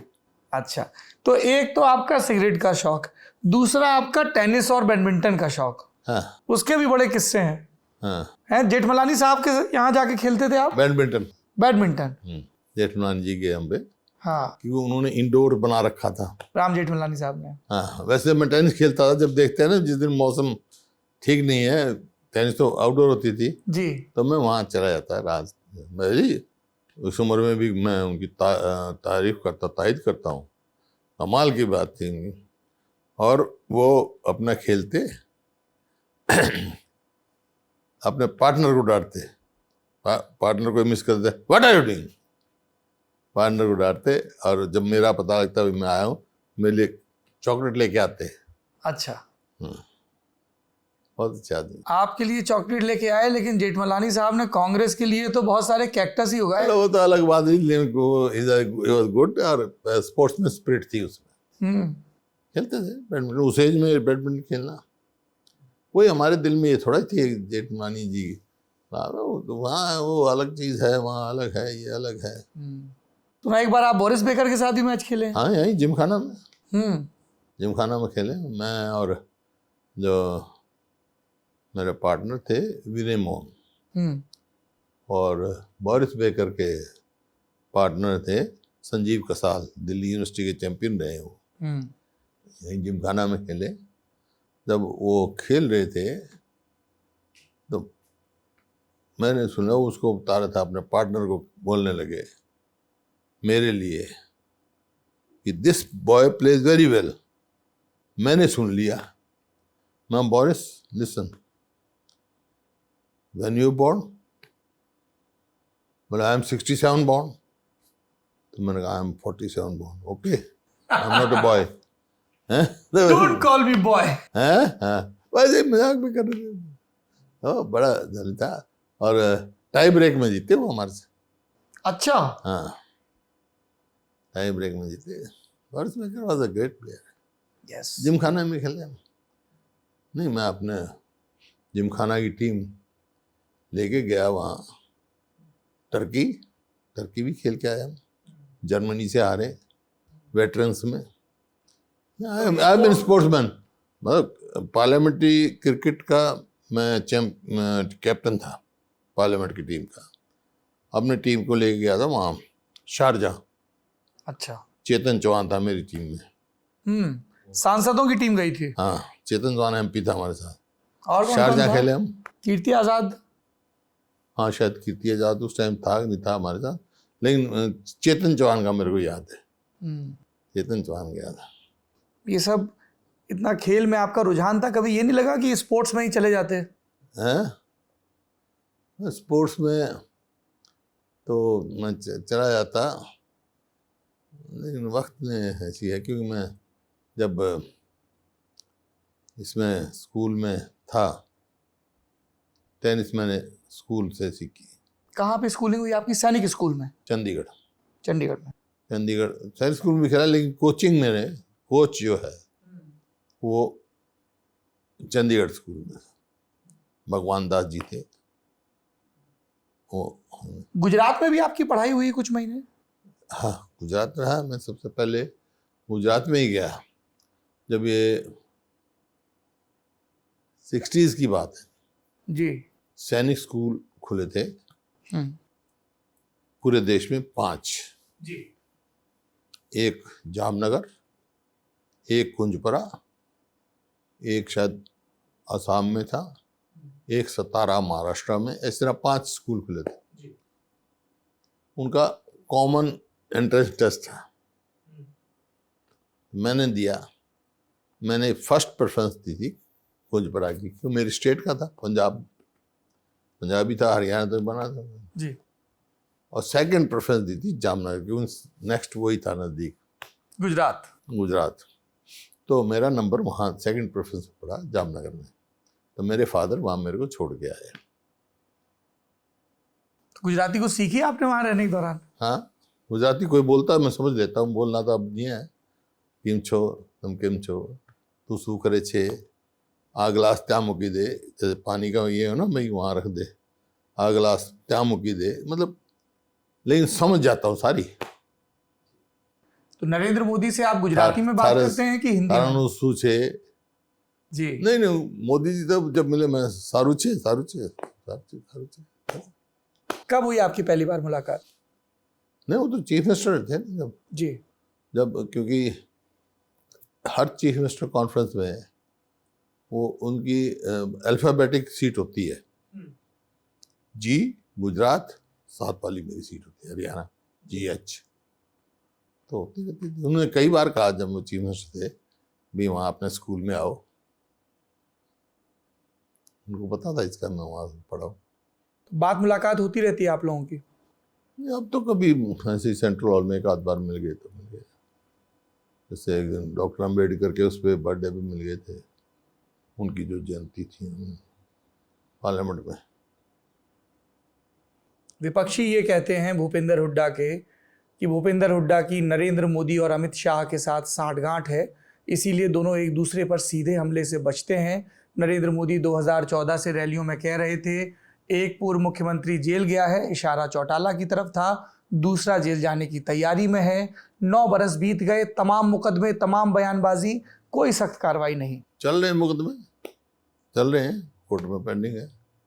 मैं तो कभी कहा नहीं मुकदमे है, क्योंकि मैं पाक साफ, मेरे को मालूम है कि कुछ बात है नहीं। जैसे एजेल का है जी, नेशनल हेराल्ड का जी, प्लॉट का, जी। तो भजनलाल ने अलॉट किया था, मैंने तो रेस्टोरी किया वो, और वो भी मतलब विद इंटरेस्ट ओरिजिनल प्राइस से। ये तो चलती रहती है बात। आप कह रहे हैं कि बाकी जहाँ तक मेरा सवाल है जी, ये मेरे संस्कार लगाओ या मेरी आदत लगाओ, विपक्षी कोई भी हो उसको मैं छोटे उसमें बोलता। जो देवीलाल 3 दफा इलेक्शन लड़े मेरे मुकाबले में भाई, कभी मैंने चुनाव के दौरान में भी कभी छोटी ऐसी कोई व्यक्तिगत बात नहीं कही उनको। तो वो मेरी आदत नहीं किसी व्यक्तिगत बात है। राजनीतिक है, राजनीति है, राजनीति का हमारी अपनी वो नीतियां हैं, हम अपने उस असूल पे खड़े हैं, वो अपने दल की राजनीति करते हैं, वो अलग बात है। राजनीतिक टकराव है तो रहेगा, लोग फैसला करेंगे भाई किस तरफ रहेगा। व्यक्तिगत मेरा किसी से टकराव नहीं। अमित शाह आए थे हरियाणा पिछले दिनों, हाँ, रैली में मनोहर लाल से ज्यादा जिक्र आपका कर रहे थे। मनोहर लाल से ज्यादा? जी, मनोहर लाल तो उनकी पार्टी के हैं। बिल्कुल, तो अपने मुख्यमंत्री के कामों का जिक्र कर रहे थे और आप पे लगातार राजनीतिक हमले कर रहे थे। हाँ, तो लोगों को लगा कि अब भूपेंद्र हुड्डा की तरफ से भी तीखी प्रतिक्रिया आएगी बीजेपी नेता और गृह मंत्री के खिलाफ। जिक्र कर रहे हो कि मेरे मित्र, आप खुद ही कह रहे हो ना मेरे मित्र हैं, तो इस वास्ते कर रहे थे मेरी चर्चा। क्या मैं तो पूछ रहा हूँ, तो आप भी कह रहे हो, आपको करना है। हाँ आप भी कह रहे हो मेरे मित्र है मेरे, कह है दिया। मित्र आपके? पता लग रहा आप जब कह रहे हो, जब आप कह रहे हो जी, तो क्या है। अब उनका काम है भाई, अपनी पार्टी के करेंगे, हम अपनी पार्टी का काम करेंगे, हम अपने असूल पे खड़े हैं, वो जो कहे की मर्जी है। जो अभी मौजूदा मुख्यमंत्री हैं मनोहर लाल खट्टर जी, उनसे भी बात मुलाकात होती रहती है आप लोगों की? हाँ हो जाती है, क्यों नहीं होती, असेंबली में भी होती है, आपस में होती है। मैं तो राजनीति से करता हूँ, व्यक्तिगत उनके खिलाफ भी कभी मैंने नहीं कहा। मैं वो मेरी आदत नहीं है। मैं इस बात को, क्योंकि मैं इस संस्कार में ऐसे पला, बचपन में देखा ना मैंने, अपने 3 पीढ़ी हो गई। मेरे पिताजी ने भी कभी अपने विरोधी के खिलाफ कोई ऐसी बात नहीं कही। विरोधी होते हैं, उनका अपना राजनीतिक विरोध है, हमारा अपना स्थान है। सब यही कहते हैं हरियाणा में कि भूपेंद्र हुड्डा साहब जबान से नहीं मारते हैं, कलम से मारते हैं। बोले आप कांग्रेस में जितने उनके विरोधी थे एक एक करके सबको निपटा दिया। राव इंद्रजीत सिंह, चौधरी बीरेंद्र सिंह, अशोक तंवर, बोले आप लिस्ट लेके बैठ जाइए, कोई नहीं टिका, और बोले बोलेंगे कुछ नहीं लेकिन निपटा देंगे पॉलिटिकली। नहीं, मैं तो कलम की में किसी के खिलाफ भी नहीं करी। मैं 10 साल मुख्यमंत्री रहा, मेरे खिलाफ इतने मुकदमे बने हैं। मेरे दौरान किसी के खिलाफ, राजनीतिक विरोधी के खिलाफ मैंने 7 का उनका मुकदमा भी नहीं बनाया। जी, जैसे कांग्रेस सांसद हैं अवतार सिंह भड़ाना, उन्होंने पार्टी छोड़ी, बोले हुड्डा ब्लैकमेलिंग करते हैं। ये इल्ज़ाम बहुत लगता है आपके ऊपर कि आप कांग्रेस आलाकमान की बांह मरोड़ देते हैं जब आपको लगता है कि अब मेरी बात नहीं मानी जा रही। 2019 में भी यही कहा गया कि साहब, हुड्डा साहब ने कहा या तो हमारी सुन लो या हम अपनी अलग पार्टी बना लेंगे। ऐसा कोई विचार आया था मन में? नहीं, मैंने ये नहीं कहा। मैं कहा ठीक है, ठीक है। मेरे तो मतलब 15 MLA थे 2014 में, 15 में से 14 हमारे साथ थे, इकट्ठे थे हम। लेकिन पार्टी हाईकमांड ने फैसला कर दिया, एक को किसी को और नेता बना दिया हमारा। ठीक है, ठीक है। आपकी सुनवाई नहीं हो रही थी तब ऊपर? है, आपकी सुनवाई नहीं हो रही थी तब ऊपर? कहाँ सुनवाई? तो भाई लोगों की है, लोगों को सुनवाई लोगों की होनी चाहिए। पार्टी में तो सब होती ही रहती है, बातचीत चलती है, पार्टी भी देखती है किसमें क्षमता, क्या क्षमता है, उसके हिसाब से अनुसार फैसला करती है। दम विधायकों से होती है? नहीं, लोगों से। लोग विधायक चुनते हैं, मैं जो भी है। विधायकों का बड़ा गुट भूपेंद्र हुड्डा के साथ है। नहीं, मैं लोगों इसीलिए किरण चौधरी, शैलजा सुरजेवाला, इन सब की राजनीति आपके सामने पनप नहीं पाती। तो आपकी एनालिसिस करोगे आप? मैं पूछ रहा हूं आपसे, एनालाइज करो ना आप। मैं तो जनहित की बात करता हूँ जी, किसी के विरोध की बात नहीं करता। बाकी पार्टी फैसला करती है जिसमें जो क्षमता होती है, जिसकी जहाँ यूटिलिटी होती है, जहाँ जरूरत होती है। किसी को महामंत्री बना दिया, किसी को और कर दिया, जहाँ पे भी माने। देखिए मैं आपके अब मुख्यमंत्री के कार्यकाल के तौर पे 10 साल की आपकी उपलब्धियां और आरोपों पे आऊँगा, लेकिन चूंकि ये पार्टी को कहाँ ज़रूरत है, एक प्रसंग है जिसको कहा जाता है स्याही कांड और ink case, ink scandal, Rajya Sabha का चुनाव। आपके पुराने मित्र चौटाला साहब के सपोर्ट से लड़ रहे थे RK आनंद वकील साहब, और उनके सामने थे जी मीडिया वाले सुभाष चंद्रा। लोगों ने कहा कि आप सोनिया गांधी को साफ कह आए थे कि मैं RK आनंद को वोट नहीं दूंगा। सत्य है? सत्य, 100%। क्या विरोध है आपका उनसे? नहीं, विरोध कुछ नहीं। विरोध ये है कि वो ओलंपिक्स के उसके थे, तो उसका उनके ऊपर सौंपा गया, उन्होंने ठीक फैसला नहीं किया। हाँ, क्या वैसे कोई व्यक्तिगत विरोध उस हिसाब से नहीं था। तो मेरा ये था भी, ये पार्टी का तो उम्मीदवार थे नहीं, तो मैंने कहा जी, हालांकि वो इनको RK आनंद जी को मेरे परम मित्र रहे, अब चाहे जेल में हैं, सज्जन कुमार जी लेके आए मेरे पास। मैंने उनको RK आनंद जी को भी कह दिया था कि भाई मैं आपकी वोट देने की नहीं मेरा मन मान रहा। यही बात मैंने मैडम सोनिया जी को कह दी। जी।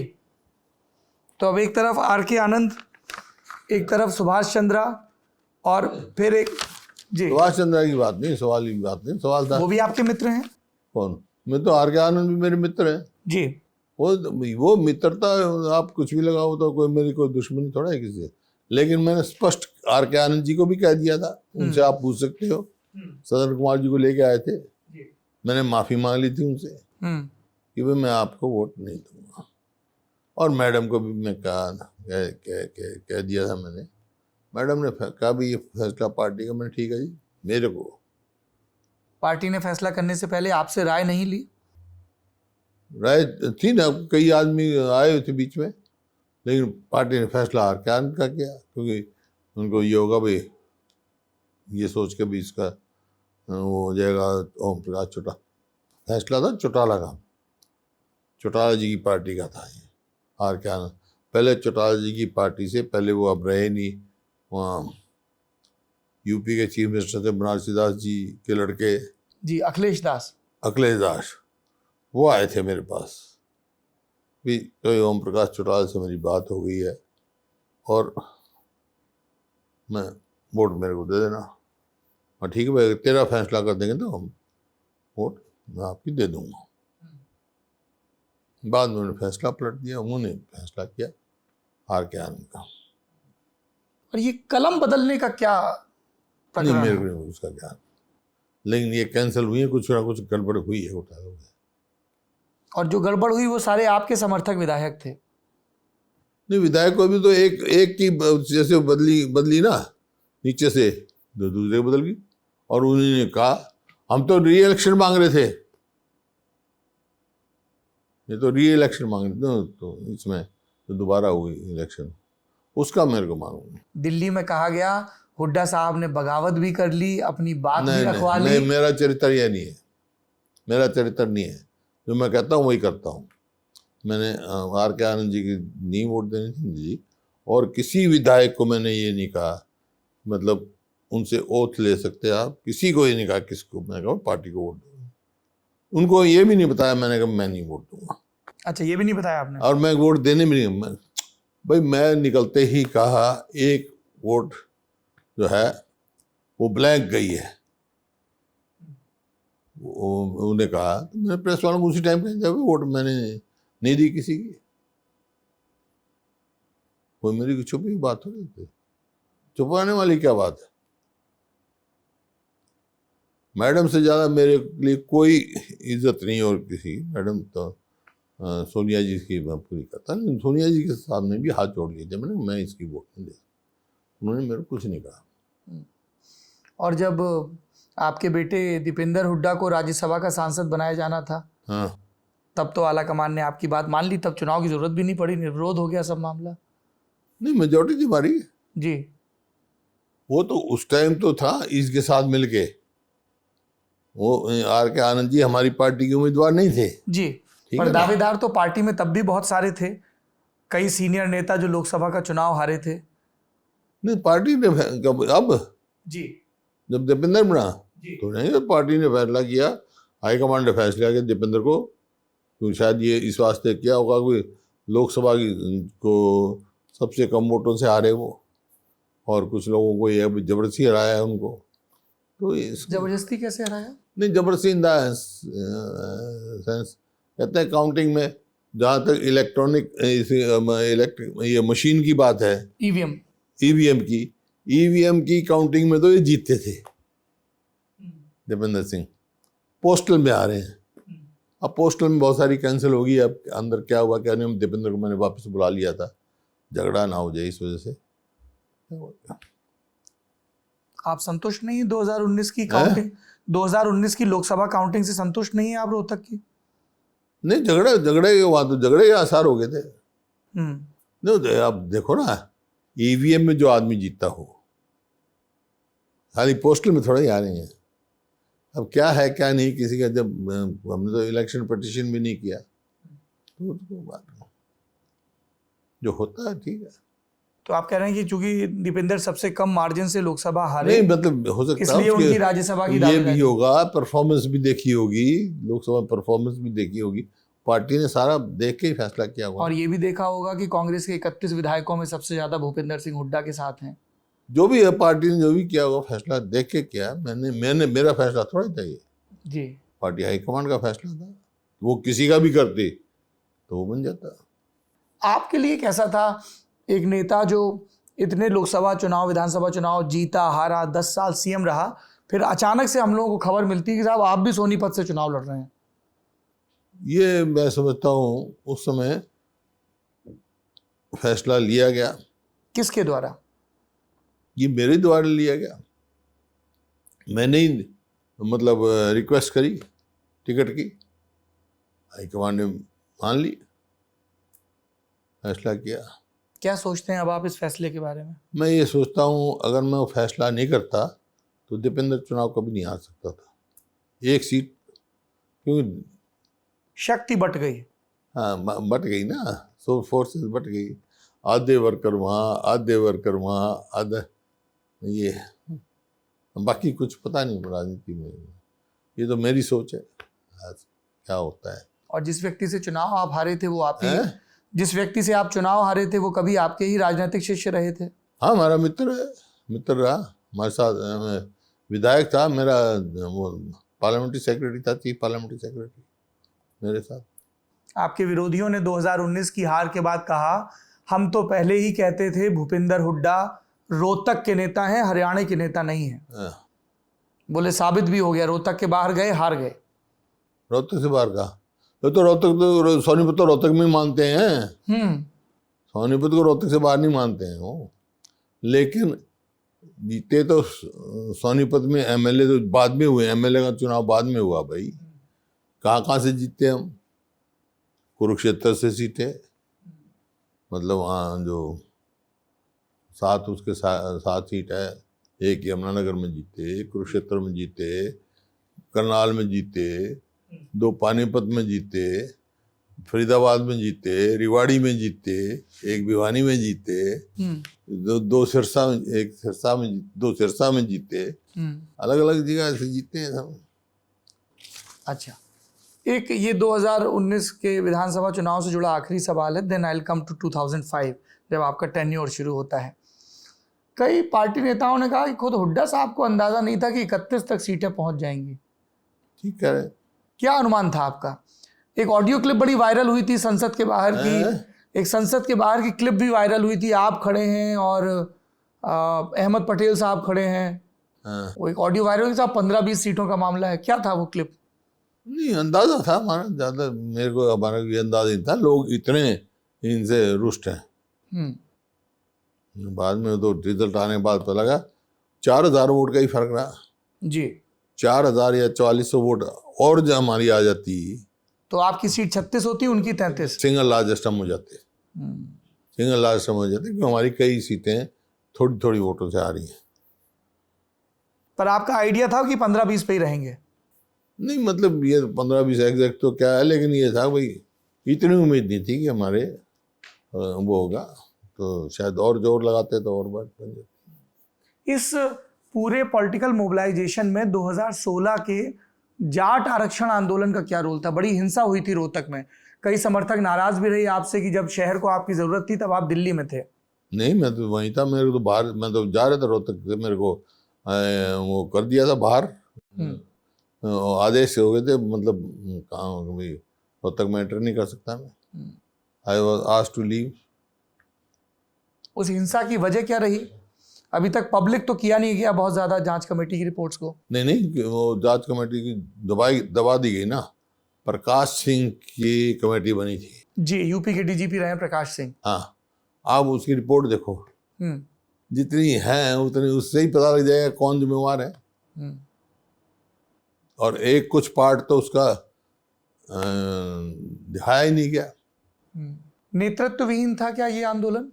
है क्या ये आंदोलन नेतृत्व विहीन था? हाँ, ऐसे ही लगता था, और वो सरकार की गलतियों से था।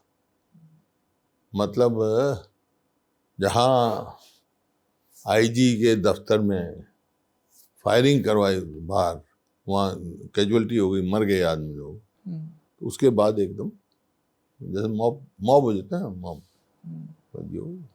ये सारे आंदोलन और इन सब से परे अब 2005 में चलते हैं, जब बतौर मुख्यमंत्री आपका कार्यकाल शुरू हुआ। लगभग 10 बरस आप मुख्यमंत्री रहे हैं। ये लगभग इसलिए कह रहा हूं क्योंकि दूसरे कार्यकाल के पहले आपने चुनाव थोड़े से आगे खिसकवा लिए थे, मार्च से अक्टूबर में। क्या आपको लगता है आपकी उपलब्धियां हैं 10 साल मुख्यमंत्री हरियाणा लगातार? और मेरे ख्याल से किसी मुख्यमंत्री को एक साथ इतना लंबा टेन्योर नहीं मिला। इनको मिला है, मनोहर खट्टर जी को। इनका पूरा हो रहा है तकरीबन 9 साल के करीब हो गए इनको। देखो कितने। अरे देखिए, उपलब्धि की बात ये है कि मेरे को संतुष्टि है। ये नहीं मैं बिल्कुल परफेक्ट कर गया जी, सब कुछ रह भी गए, लेकिन मैं ये था कि हरियाणा बनने के बाद बिजली एक ऐसा इशू था, बिजली के उस पर चुनाव जीत भी जाते थे, हार भी जाते थे। तो जब मैंने हरियाणा की सरकार छोड़ी, उस टाइम सरप्लस छोड़ी थी बिजली रिक्वायरमेंट से। मतलब 4 तो थर्मल पावर प्लांट लगाए अपने, कोई नहीं लगा थर्मल प्लांट किसी की उसमें भी। हरियाणा बनने के बाद पानीपत में था पहले से, है जी। 4 थर्मल प्लांट लगाए, एक हिसार में लगाया, एक यमुनानगर में लगाया, 2 झज्जर में लगाए, और न्यूक्लियर पावर प्लांट जो है वो फतेहाबाद में हमने लगवाया, ताकि वो अब थोड़े दिन के बाद उसकी शुरू हो जाएगी। लेकिन स्थिति यह है कि बिजली की समस्या का हल कर दिया। अब बिजली पे चुनाव हारते जीतते नहीं, वो एक मुद्दा नहीं रहा। दूसरा, मुख्यमंत्री के रूप में और उससे पहले भी मैं, जैसे गुड़गांव है, गुड़गांव कॉर्पोरेट ऑफिस आ गए कुछ, तो वहाँ मैंने पता किया कि यहाँ से दिल्ली से नौकरी करने जाते हैं बच्चे, और वहाँ आए तो मैंने पूछा उनसे कि भाई क्या कारण, तुम हमारे हरियाणा के बच्चे हो? वो कहते उनकी इतनी क्वालिफिकेशन नहीं होती जो हमारी रिक्वायरमेंट है, शिक्षा।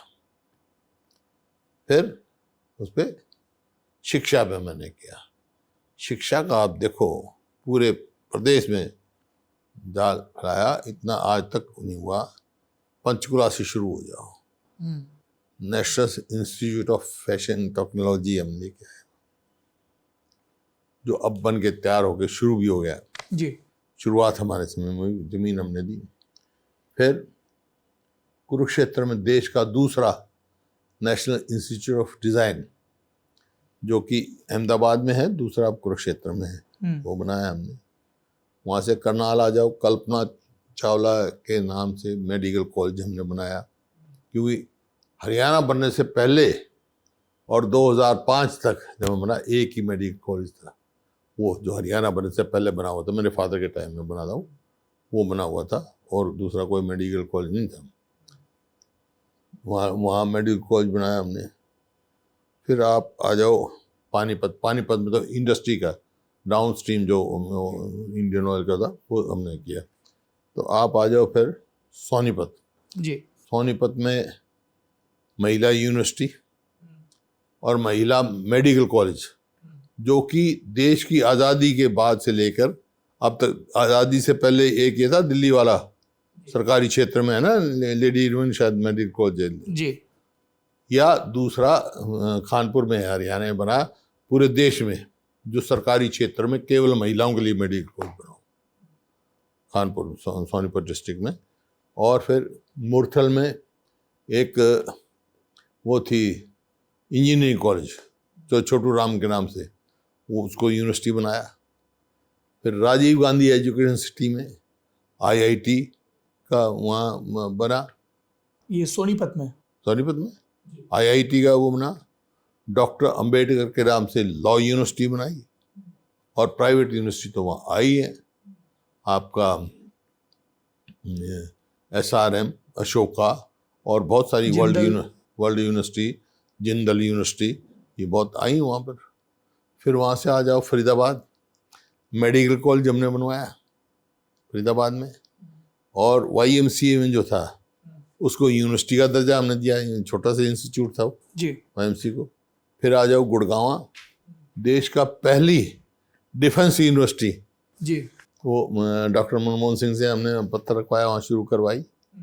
फिर आप आ जाओ रिवाड़ी, इंदिरा गांधी के नाम से यूनिवर्सिटी हमने बनाने का काम किया, और स्टेट में दूसरा सैनिक स्कूल, एक कुंजपुरा है, दूसरा सैनिक स्कूल रिवाड़ी में बनवाया जी। फिर आप आ जाओ महेंद्रगढ़, सेंट्रल यूनिवर्सिटी जो प्रदेश को एक ही मिलनी थी, वो महेंद्रगढ़ में बनाया हमने।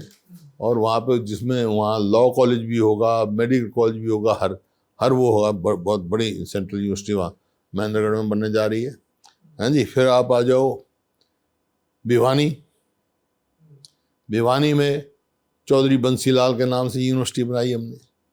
फिर आप आ जाओ झज्जर, वहाँ पर एम्स और कैंसर इंस्टीट्यूट हमने बनाया, और एम्स जो बना था, जितनी वहाँ से ब्रांचेज आनी थी, वो अब ये सरकार ला नहीं सकी, नहीं तो और बहुत बड़ा, लेकिन फिर भी एम्स और देश का सबसे बड़ा, शिक्षा के क्षेत्र में बड़ी उपलब्धि रही। नहीं पूरा सुन लो ना, पूरा देश के मतलब सबसे बड़ा कैंसर इंस्टीट्यूट वहाँ झज्जर में बना। फिर आप आ जाओ रोहतक में IIM, और एक यूनिवर्सिटी जो है विजुअल एंड परफॉर्मिंग आर्ट्स की बनाई, जो मेडिकल कॉलेज पहले से था उसको यूनिवर्सिटी का मेडिकल यूनिवर्सिटी का दर्जा हमने दिया। फिर आप आ जाओ हिसार, लाला लाजपत राय के नाम से एनिमल साइंसेज की यूनिवर्सिटी हमने बनाई। फिर आप आ जाओ यहाँ पर जींद, मेरे फादर के नाम से चौरणबीर सिंह के नाम से वहाँ यूनिवर्सिटी बनाई। और एक न्यूक्लियर वो उसका भी जो है जसौर खेड़ी में वो बना, जो कि एक अपने किस्म का सेंटर है। तो इस किस्म से पूरे उसमें वो है। और कितने ही मतलब इंजीनियरिंग कॉलेज राव वीरेंद्र के नाम से हमने यहाँ बनाया है जी, राव वीरेंद्र जी के नाम से। और गुड़गांव में यूनिवर्सिटी की ज़मीन का आइडेंटिफाई किया हमने। इस प्रकार से शिक्षा पे हमने वो किया, बड़ा निवेश है। वो किया। फिर रोड्स का वो भी एक प्रगति का साधन। जितने आज नेशनल हाईवे बन रहे हैं या बने हैं, उनमें 80% मेरे टाइम के हैं। 80 से भी 90% मैं कहूँगा, 90% जितने नेशनल हाईवे बने हुए हैं जब हमारे हरियाणा में, कुछ बन चुके हैं, कुछ बन रहे हैं, कुछ अंडर कंस्ट्रक्शन में है, हाँ जी। और रेलवे लाइन रोहतक से रेवाड़ी हमने बनाई, हमारे समय में बनी। फिर सोनीपत से आपका जींद वाया गोहाना, ये तो कंप्लीट हो गई थी जी। मंजूर हमने कराई मेवात में, एक यमुनानगर में। और फिर मेट्रो दिल्ली से भादरगढ़, दिल्ली से बल्लभगढ़, दिल्ली से गुड़गांव मेट्रो लेके गए। गुड़गांव में रैपिड मेट्रो का वो किया। इस सरकार में 9 साल हो गए इनको। 1 इंच कोई बता दो रेलवे लाइन बिछी हो, एक पोल अगर मेट्रो का लगा हो कहीं, कोई भी आप बताएं, एक कोई बड़ी यूनिवर्सिटी बनाई हो, कोई इंस्टीट्यूट लेके आए हो, जैसे हम लेके आए एक कोई ऐसा देश मानेसर में कॉरपोरेट का इंस्टीट्यूट जो है वो मनमोहन सिंह ने वहाँ रखा। पर इस पर हुड्डा जी आपके आलोचक ये कहेंगे अगर इतने काम किए तो 2014 मेरी बात में तो इतनी बुरी तरह क्यों अभी हारे? काम बंद कहाँ हो गए जी। और मानेसर में आईएमटी का एक्सटेंशन हमने किया, आज मानेसर देखो कितना बढ़ गया।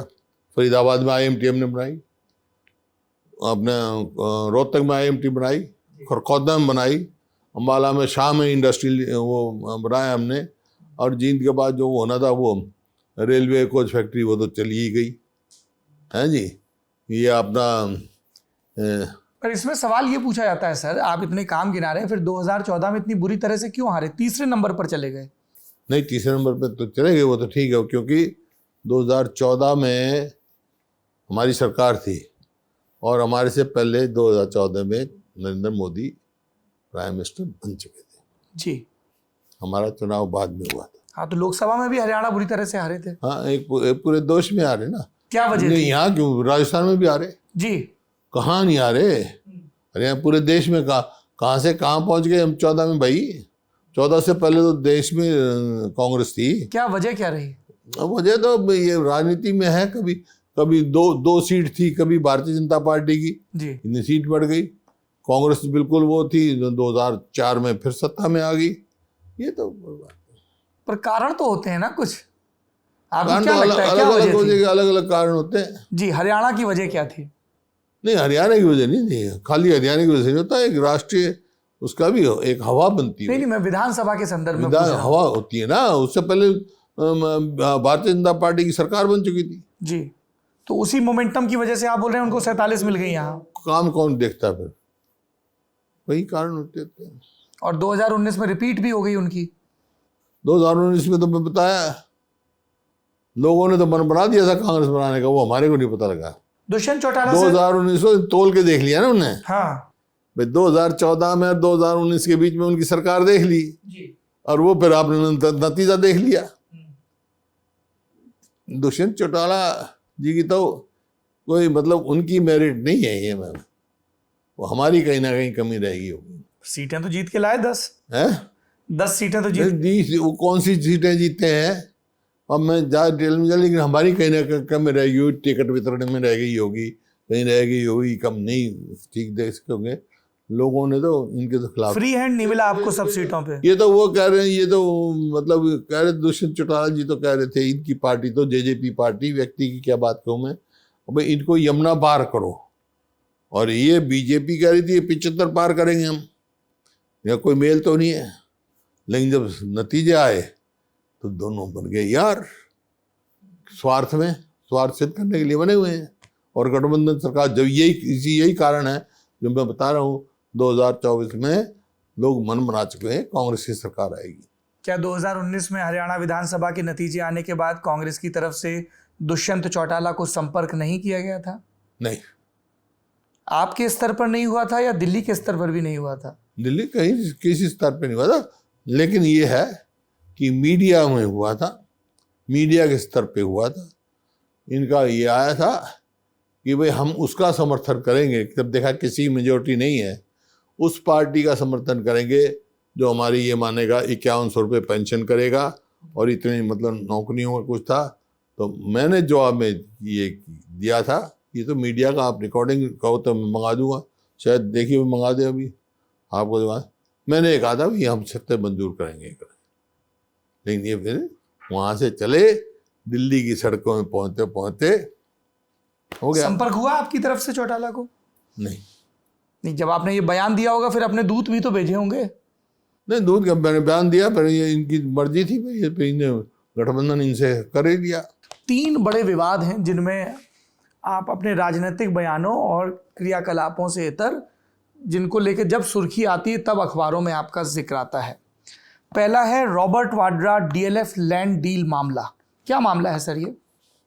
मेरे को मालूम नहीं, क्योंकि मेरे उसमें सरकार का कोई मामला नहीं है।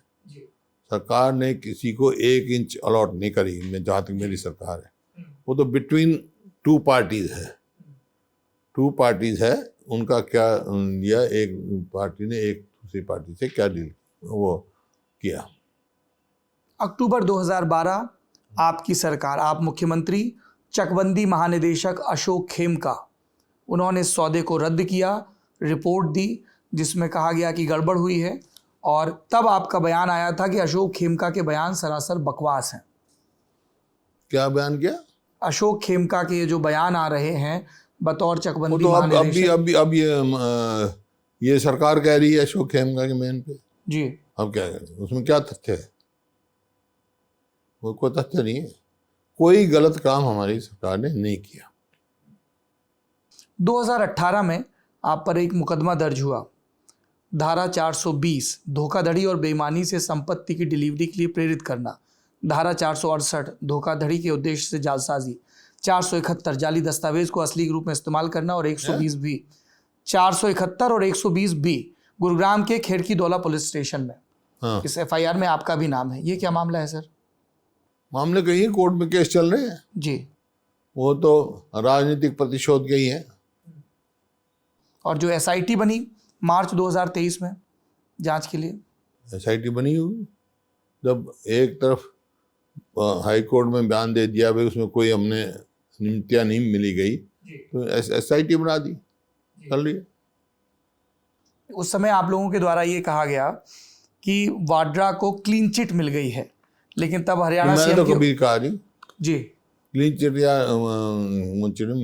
मेरा कोई ऐसा बयान नहीं आया। जब राजस्व अधिकारियों ने अपने एफिडेविट दाखिल किए थे कोर्ट में, तब आपका स्टेटमेंट आया था मेरा कि इसमें हमारी सरकार को क्लीन चिट मिल गई, कि इस नहीं, वाड्रा डीएलएफ मेरा कोई मामले में। स्टेटमेंट नहीं आया, मैं स्टेटमेंट नहीं देता। जो भी कोई मुकदमा हो, सब जुडिस हो, कोई भी इशू सब जुडिस हो, उसमें कोई स्टेटमेंट नहीं देता मैं, सिवाय कि भाई मैं कोई, मेरा कोई इसमें लेना देना नहीं है सरकार का, अपनी गवर्नमेंट के बिहाफ पर देता हूँ। ये सर एजेएल प्लॉट आवंटन का क्या मामला है? इसमें सीबीआई गई, फिर पंजाब हरियाणा हाई कोर्ट में ईडी की जांच पे स्टे ऑर्डर आया। हाँ, तो चल रहा है, क्या हुआ है? अभी क्या स्टेटस है? हाई कोर्ट में है, हाई कोर्ट में गया हुआ है जी, क्योंकि 420, 120 बी और एंटी करप्शन एक्ट की धारा 13 के तहत सीबीआई ने आपके खिलाफ मामला दर्ज किया है इसमें। हाँ, किए चल रहे हैं ना, पंचकुला कोर्ट में किए उन्होंने, और सब हाई कोर्ट में केस में, हाई कोर्ट में है कि किसी में स्टे हुआ है, किसी में कुछ हुआ है। तो आपको लगता है कि बतौर एचएसवीवी चेयरमैन आपने प्लॉट आवंटन में नियमों का पालन किया था? हाँ बिल्कुल, मैं तो कौन से प्लॉटों को, मेरा तो कोई वास्ता नहीं है, वो तो इंटरनल अप्रूवल होती है जी, कमेटी बनती है, कमेटी फैसला करती है, कमेटी इंटरव्यू लेती है। मेरे लेवल का तो कोई नहीं होता, सिर्फ मेयर अप्रूवल के लिए आता है। तो ये क्यों कर रही है बीजेपी ऐसा? आपको पॉलिटिकली सेटल करने के लिए? ये उनसे पूछो, आपको क्या लगता है? उनसे पूछो आप। मैं क्योंकि तो कह चुका हूँ। आधे विरोधी कहते हैं कि साहब इन पे मुकदमे हो रहे हैं क्योंकि ये ताकतवर हैं, आधे कहते हैं कि मुकदमे हो रहे हैं लेकिन कोई ऐसी कार्रवाई नहीं हो रही जिससे इनके राजनीतिक अस्तित्व कार्रवाई को हो खतरा क्यों हो। नहीं, खूब हो रही है। कोर्ट में हो रही, कोई गिरफ्तारी नहीं, कुछ नहीं। अब कोर्ट से हो रही है, क्यों नहीं हो रही है भाई? कोर्ट से बेल ले रखी है मैंने, जी। और क्या होगा? ये सर बेल मिली हुई है मेरे को कोर्ट से। मानेसर लैंड डील का क्या मामला है? इसमें भी एक एफआईआर हुई है, मैंने बताया फरवरी ना, में चार्जशीट भी हुई है। ये बताया ना सारे, ये मानेसर लैंड हो या एजेल हो या प्लॉट अलॉटमेंट के, तीन ही केस हैं ये। जी। चल रहा है। क्योंकि इस मामले में कई सप्लीमेंट्री चार्जशीट भी फाइल की हैं ईडी ने, इस चीज में, ये मानेसर लैंड डील वाले में। उसमें मानेसर लैंड डीड में ईडी का कोई मेरा वो नहीं है जी। मेरे पे नहीं है, वो तो उनका है अलग, जो और दूसरे आरोपी हैं, जो पार्टी हैं जो जिन्होंने मतलब जमीन खरीदी होगी, बेची होगी। मानेसर लैंड तो एक्चुअली जो सेक्शन 4 जो ओम प्रकाश चौटाला के समय में हुआ था उसका है, लेकिन ये सब जुडिस मैटर है, मैं ज़्यादा इसकी चर्चा नहीं करना चाहता, लेकिन जुडिशरी पे मेरा पूरा विश्वास है। क्या आपको ऐसा लगता है कि इन सारी जमीन के आरोपों की वजह से विपक्षी सफल होते हैं ये इल्जाम गढ़ने में कि साहब भूपेंद्र सिंह हुड्डा सीएम और भूपेंद्र सिंह हुड्डा प्रॉपर्टी डीलर, जिनकी सबसे ज्यादा दिलचस्पी जमीन के लैंड यूज चेंज में और बिल्डरों को फायदा पहुंचाने में? मेरा तो कोई इशू ही नहीं है, ये कहीं ये नहीं है भूपेंद्र सिंह हुड्डा ने पैसे ले किए हैं, कोई एफआईआर ये नहीं है, एडमिनिस्ट्रेटिव फैसले हैं। अभी मानेसर लैंड की बात है, 400 घर पक्के बने हुए थे, मैं लैंड रिलीज करी है, पक्के मकानों को गिराने का काम थोड़ा ही है जी। आखिरी सवाल, अब कोई जब किसी के पास बात कहने की नहीं हो, अपनी कोई मेरिट कहने की नहीं हो, दूसरे पे दोष लगाना तो बहुत आसान काम होता है, मैं उनमें से नहीं। राज्य में 2024 में विधानसभा चुनाव होने की है, राज्य में हरियाणा में 2024 में विधानसभा चुनाव होने की संभावना है। ये मैं संभावना क्या होने है? नहीं, मैं इसलिए कह रहा हूँ 2024 क्योंकि हम लोगों को ये सिखाया जाता है कि हो सकता है पहले हो जाए। हाँ, वो तो इसलिए मैं संभावना शब्द इस्तेमाल कर रहा हूँ। अगर आज हरियाणा कैबिनेट कर दे, चुनाव करा दो, जी को तो कर सकते हैं जी, जैसे मैंने मार्च की बजाय अक्टूबर में कर दी थी जी, इसीलिए मैंने संभावना शब्द इस्तेमाल किया। हाँ ठीक है। क्या ये भी संभावना है कि जब चुनाव होंगे तब हरियाणा में सीएम पद के कैंडिडेट कांग्रेस की तरफ से डिक्लेयर्ड भूपेंद्र सिंह हुड्डा होंगे? देखिए, बात यह है, सीएम वही होगा जिसको लोग चाहेंगे, जिसको एमएलए चाहेंगे, हाईकमांड भी उसी को चाहता है, तो लोग फैसला करेंगे हरियाणा में। आप अपनी दावेदारी को लेकर आश्वस्त हैं? क्यों नहीं, अगर मेरा होगा तो क्यों नहीं होगी दावेदारी। और टिकट वितरण में फिर, क्योंकि आपके यहाँ कैंप बहुत होते हैं, Surjewala camp, Selja camp, Kiran Chaudhary camp. नहीं, पार्टी मेरिट पे टिकट देगी, प्रयास करूंगा मैं पार्टी मेरिट पे टिकट दे। जी। सभी साथियों से भी यही उम्मीद रखूंगा कि मेरिट की बात करें। एक पुराने साथी हैं आपके, चौधरी बीरेंद्र सिंह, वापस आ रहे हैं क्या पार्टी में? उनसे पूछो, तो आपको तो इस बात जानकारी का वही होगी। जवाब दे सकते हैं। नहीं, मेरे को तो उन्होंने कभी नहीं कहा, उन इस बात का जवाब वही दे सकते हैं, वो तो वही बताएंगे, आ रहा हूँ, जा रहा हूँ। पर एक बात है हुड्डा साहब जिसमें सीधे आपका नाम जोड़ा जाता है चौधरी बीरेंद्र सिंह के प्रसंग में। 2009 वो राज्यसभा में सांसद बनाए जाते हैं और कहा जाता है कि वो मनमोहन सिंह की सरकार में मंत्री बनेंगे। कई लोगों ने कहा कि रेल महकमा मिलेगा, और फिर कहा गया कि भूपेंद्र हुड्डा ने वीटो कर दिया इसलिए उनको नहीं मिला मंत्रालय। ऐसा है, कांग्रेस में ये वो नहीं है, कौन मंत्री बनेगा कौन नहीं बनेगा हाईकमांड का फैसला होता है। पर हाईकमान में आपके लोग बैठे हुए थे सीडब्ल्यूसी में, कौन बैठा था मेरा? गुलाम नबी आजाद, अहमद वो पटेल। तो वीरेंद्र के पुराने दोस्त हैं। जी, आपके ज्यादा पक्के हैं। नहीं, वीरेंद्र के भी दोस्त रहे हैं, हाँ। वीरेंद्र सिंह जी की भी दोस्त हैं, कोई नहीं, एक बार नहीं, तो जो फैसला किया उन्होंने, मेरा कोई इसमें कोई रोल नहीं, देना देना नहीं है। ना मैंने कहा कि मंत्री बनाओ इनको, ना मैंने कहा मत बनाओ, ना मेरे से पूछा किसी ने।